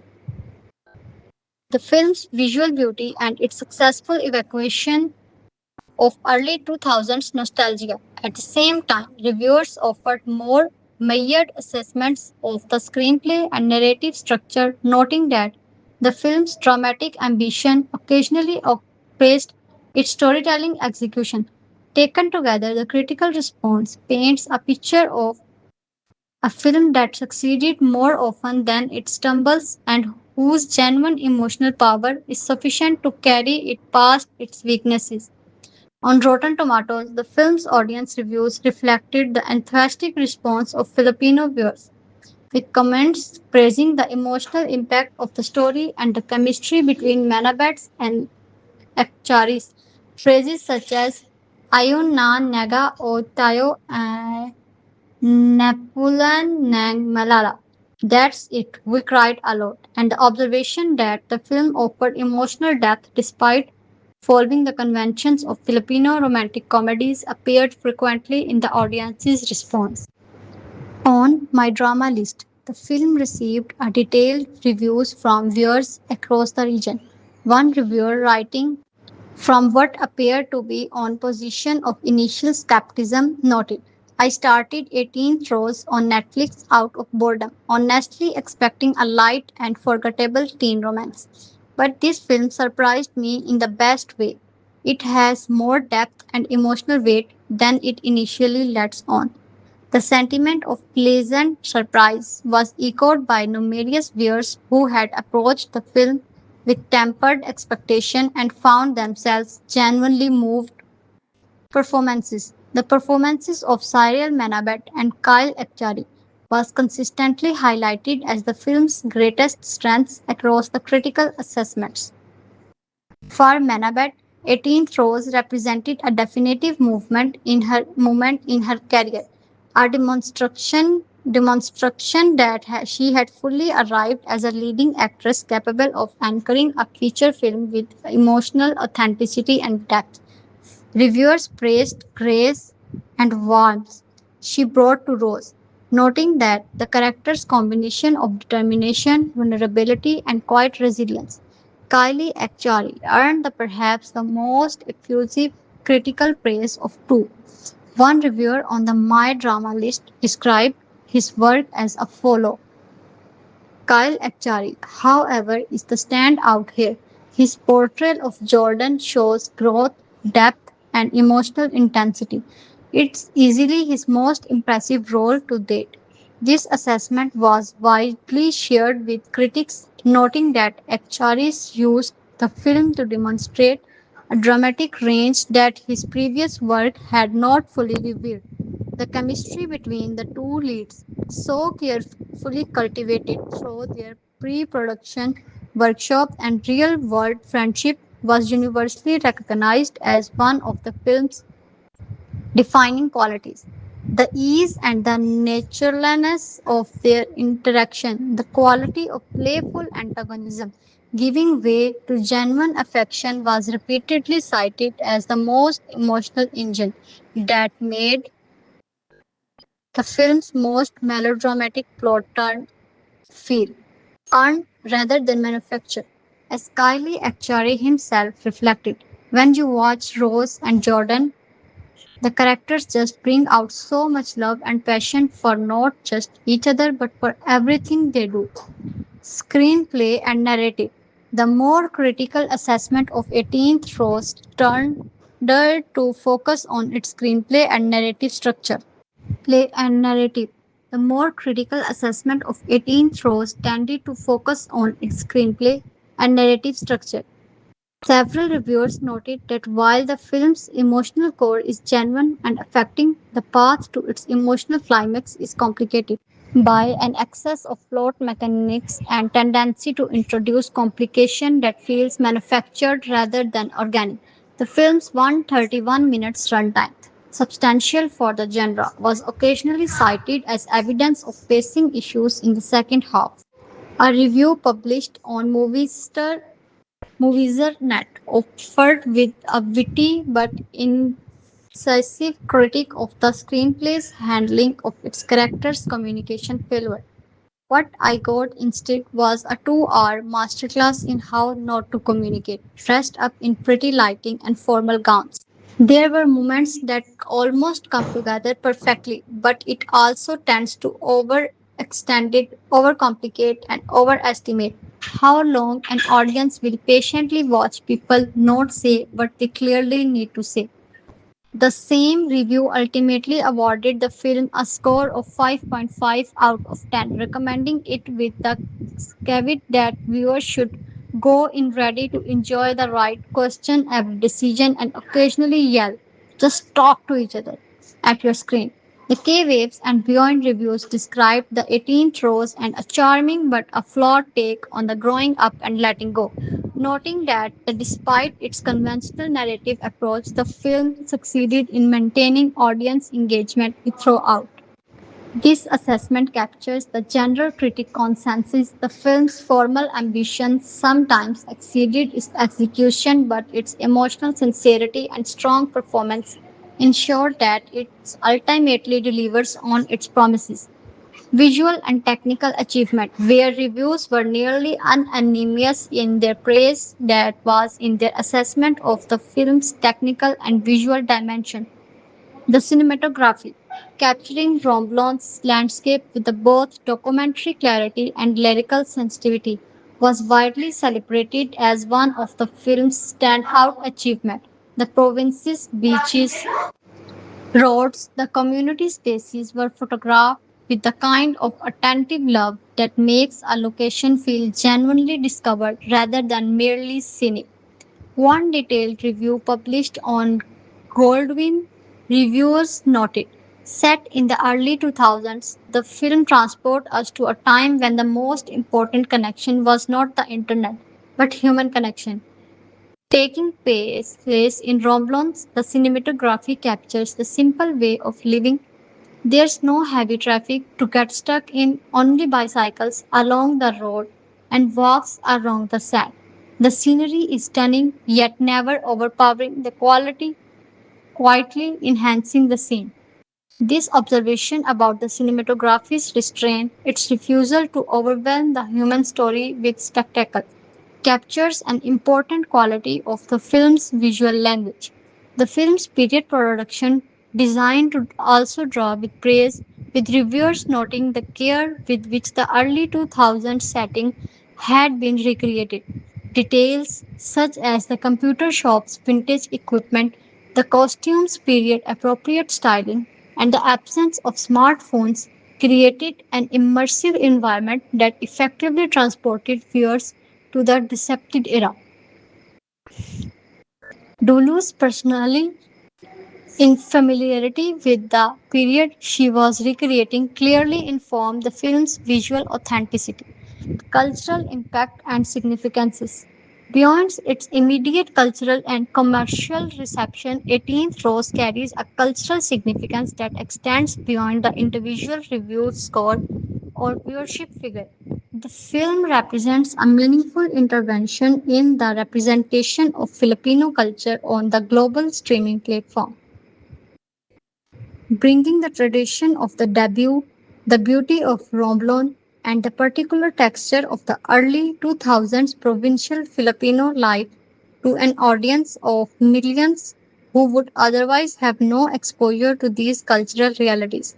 For Filipino viewers, particularly those of the millennial generation who grew up during the period of the film Dissect, 18th Rose functions are a form of cultural memory, an affectionate and emotional resonant portrait of the time and place that shaped their identities. For younger viewers. It offers a window into the recent past that their parents and older siblings might recognize with a pang of recognition.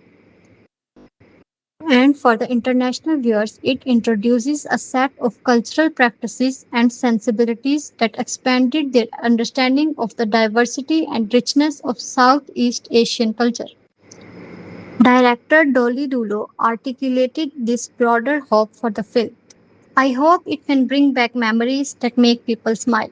In this age, we just need something to remind us that the simplicity we look back on fondly can also come from within. If we look at things with a grateful heart, I think that can make our lives lighter amid all this noise. This aspiration to provide not just entertainment but a kind of moral and emotional recalibration gives 18th Rose an ambition that extends beyond the conventions of its genre. The film also had practical effect of putting Romblon on the cultural map in a new way. Prior to the film's release, the province was also known prominently within the Philippines and to a small community of tourists drawn by its marble and beaches. After 18th Rose, Romblon became the subject of increased attention from viewers around the world, many of whom encountered the province for the first time through the film's lovingly rendered images of its landscape and communities. This cinematic tourism effect, whereby a film setting became a destination for viewers inspired by what they have seen, represent a tangible economic cultural benefit that extends the film's impact beyond the screen. Xyriel Manabat Career Milestone. Any comprehensive assessment of 18th Rose's critical reception must acknowledge the particular significance of the film as a career milestone for Xyriel Manabat. Her transition from the young actresses who played the childhood version of other characters to the leading lady of the major Netflix original is the kind of professional evolution that entertainment industry celebrates and the fans follow with genuine emotional investment. Reviewers and commenters were nearly universal in recognizing this milestone. The film's marketing prominently highlighted the fact that this was Manabat's first leading role in the feature film, and the performance she delivered rewarded the emphasis. Her ability to carry a 2 hour film on her shoulders, sustaining both its comedic moments and its devastating emotional climax, demonstrated a range and maturity that exceeded the expectations even of those who had followed her career closely. For Manabat herself, the film represented something deeper than a career achievement. Everything came along naturally because I believed Rose. I trusted Rose and I fell in love with Rose. She told reporters at the Netflix Philippine event. The personal investment she brought to the role, the sense that Rose's story somehow touched something true in her own experience, is evident in the performance that she delivers it, and it is perhaps the most frequently cited explanation for why the film's emotional climax land with such force. In conclusion, 18th Rose stands as one of the most significant Filipino Netflix original of the streaming era, a film that succeeds on multiple levels simultaneously as a romantic coming of age story, as a cultural document, as a showcase for two exceptional young performers, and as an act of directorial vision by Dolly Dulu. Its journey from a personal memory to a globally streamed motion picture is itself a story worth telling. One that reflects the extraordinary opportunities that the streaming revolution has created for storytellers from previously underrepresented film culture. The film is not without its flaws. Its screenplay occasionally strained under the weight of its plot mechanics, and its runtime tests the patience of viewers attended to brisk pacing conversation of contemporary romantic drama. But these limitations are ultimately peripheral to what makes 18th Rose compelling: the warmth and the authenticity of the performances, the beauty of its images, the emotional honesty of its themes, and the quiet courage of its decision to tell deeply a Filipino story on the biggest possible stage. In choosing Romblon as its setting, the film made an implicit argument for the cinematic value of the overlooked places. In centering its narrative on the Filipino debut tradition, it made an implicit argument for the storytelling richness of the cultural practice that global audiences may never have encountered, and entrusting two young Filipino actors with the full emotional weight of a feature film. It made an implicit argument of the extraordinary talent that Philippine cinema has been nurturing and the Netflix at its best help bring the world. The film debuted at number 7 on Netflix's global top 10 non-English movies, accumulated over 3.1 million views in its first 2 weeks of release, and earned the genuine affection of audience across the Philippines and beyond. It helped introduce Romblon to the world, gave Xyriel Manabat her long overdue leading role, and added a lovely bittersweet chapter to the history of Filipino romantic cinema. By Annie Meyer, 18th Rose was a bloom worth waiting for. Let's review some reviews. Netflix has officially unveiled the trailer for 18th Rose, the streaming platform's first original Filipino film for 2026, offering audiences a glimpse into the heartfelt coming of age world of the Rose, Cyril Manabat and Jordan Kylie Echarri, set against the backdrop of early 2000s Romblon. Speaking at the News on Netflix event held in February, Cyril shared how deeply she connected with her character because everything came along naturally. Because I believed Rose, I trusted Rose, and I fell in love with Rose. The film marks not only Manabat's debut leading role, but also her first on screen play pairing with Echarri, whose real life friendship with the actresses helped shape their dynamic and chemistry throughout the production period. It was smooth and effortless. Me and Kylie have known each other for a very long time. So for the first few days of shooting, we were just joking around. Each sequence we closed, we built a deeper connection and with each other. For director and writer Dolly Dulu, the early 2000s setting is a deliberate creative choice meant to transport viewers back to a simpler time, making the film an opportunity to relive life before instant messaging and social media took over, and then creating the perfect backdrop to the tender, transformative love story. 18th Rose is a small town film. I wanted to capture the feeling of small town movies in the Philippines. 18th Rose invites the viewers to lean into the nostalgia and look back on our own pivotal moments at 18th to time of love and life, everything in between. Catch the global launch of 18th Rose on April 9, 2026, only on Netflix. About Netflix. Netflix is one of the most world's leading entertainment service offering TV series, films, games, and live programming across the worldwide variety of genre and languages. Members can play, pause, resume watching as much as they want, anytime, anywhere, and can change their plans at any time. Let's look at another review.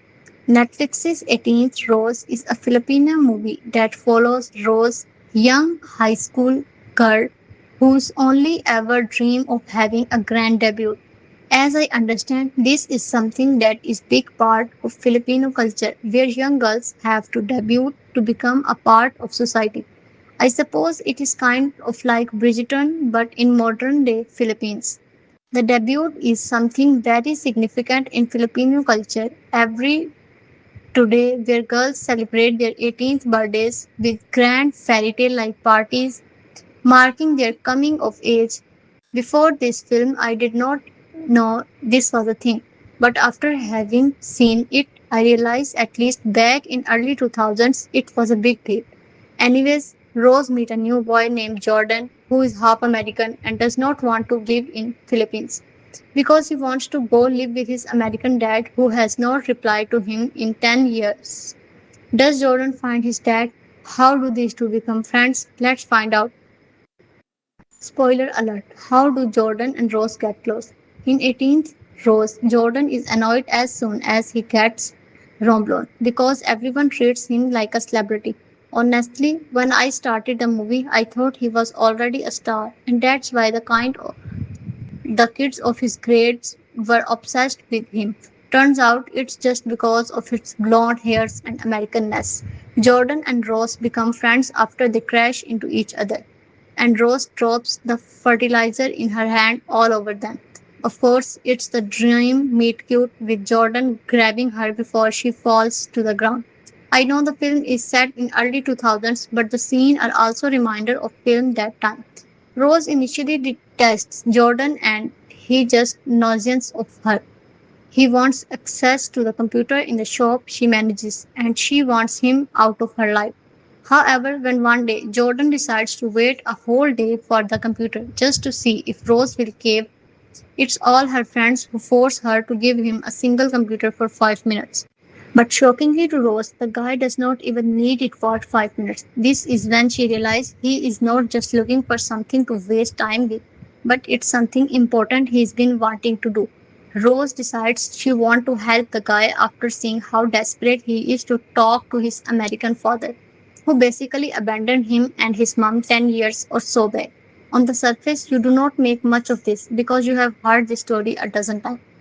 But the way the Filipinos are eager to go to America and have these big American dreams, you start to realize that Jordan's mom was unlucky enough to live through the dream and realize it's all fantasy. I am not saying no one should dream about going to America, but the point of the film is to accept your own culture and the love who you are. And we are shown this through Jordan's story. During the film, an American man who is emailing one of the Rose's older friend, Britta, shows up. Rose suggests to him that if he wants to impress his online lover, he should do something Filipino for her.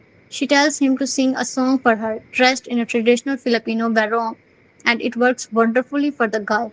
But it is also bring Joy and Jordan extremely close after all the time they spent together helping the guy out. This also gets Jordan closer to his Filipino roots, making him realize that it's not so bad back in his own country. It's like she changed him. Oh my god. Okay, but for real, you would think this was the end of this movie.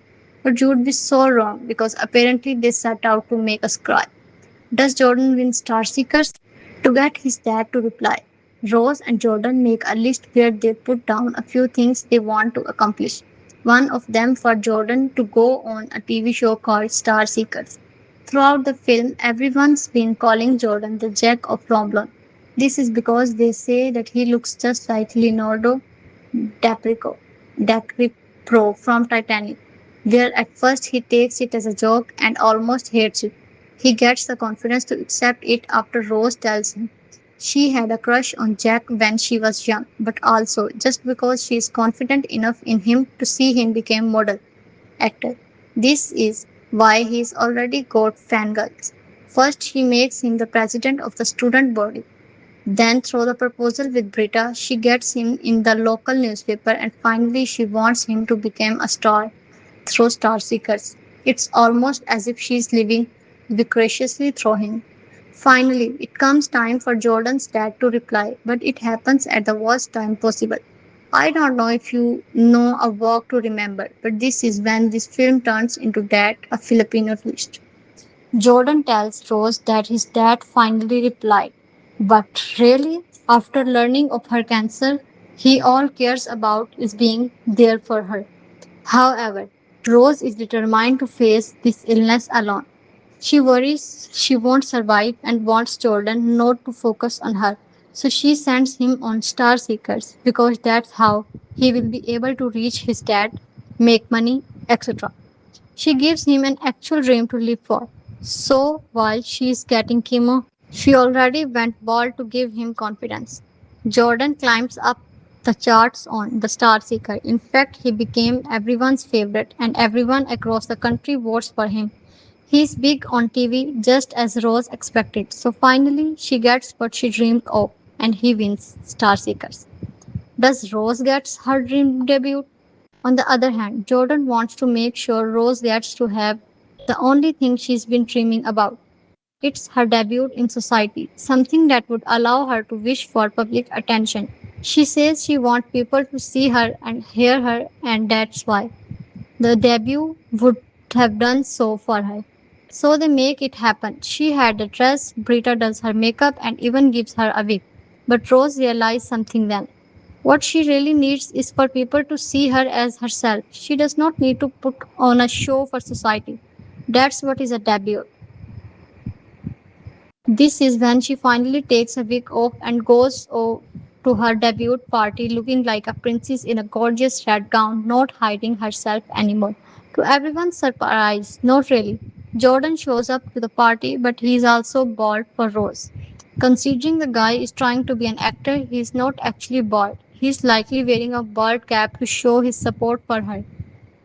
Jordan was probably in touch with Rose's friend and learned that she decided not to wear a wig for her debut. Big step for her, so he probably did this to show his support for her decision. They have a beautiful dance and without the pressure of wanting to have things turn out perfect, Rose gets her perfect debut. Finally, a happy ending for her. Jordan also tells her that he loves her more than his American dream, which I would say is the best thing to come out of all this. On the other hand, the more pessimistic theory would be that Rose actually died before the debut and did not get the chance to experience her dream. But I don't think this theory makes complete sense because there is no indication that Rose did not come back from the hospital for real. She's getting chemo, which is something you keep going back to the hospital for. So it's clear that she is having a regular session on her birthday. Her friends get her the dress, and her parents are seen talking to Jordan too. So I'm quite certain that debut did not actually happen. Especially seeing how Rose goes back to the hospital after the debut, and that's when the screen blacks out. This clearly implies that this is when Rose did not come back. What happens to Rose? In 18th Rose's ending, we see Jordan and Rose at the airport. The Rose looks like her old self with long hair. This might feel a little bit confusing because it seems she is going back to her old self and all is well because of Jordan and she is still together after presumably some years have passed. But the truth is, Rose has died. She has not survived the cancer as she expected. However, Jordan wants to keep his promise to her and wants to travel out of Ramblon just as he wanted for him. This is why, when Jordan is about to walk into airport security, she disappears from the site. This is the sign that she has passed and on, and he is now all alone, but living her dream. The whole scene where she offers him comfort through her words and encourages him to go in Jordan's imagination is a way for him to cope with her loss as well as deal with his fears. Will Jordan dad meet his dad? While we see Jordan walk into the airport with his papers in place, we do not actually know where he is going and why, but we do know that he has stressed about where he is going and has a visa and his passport in hand. This means that after all of this, Jordan's finally living his dream, the American dream, and possible.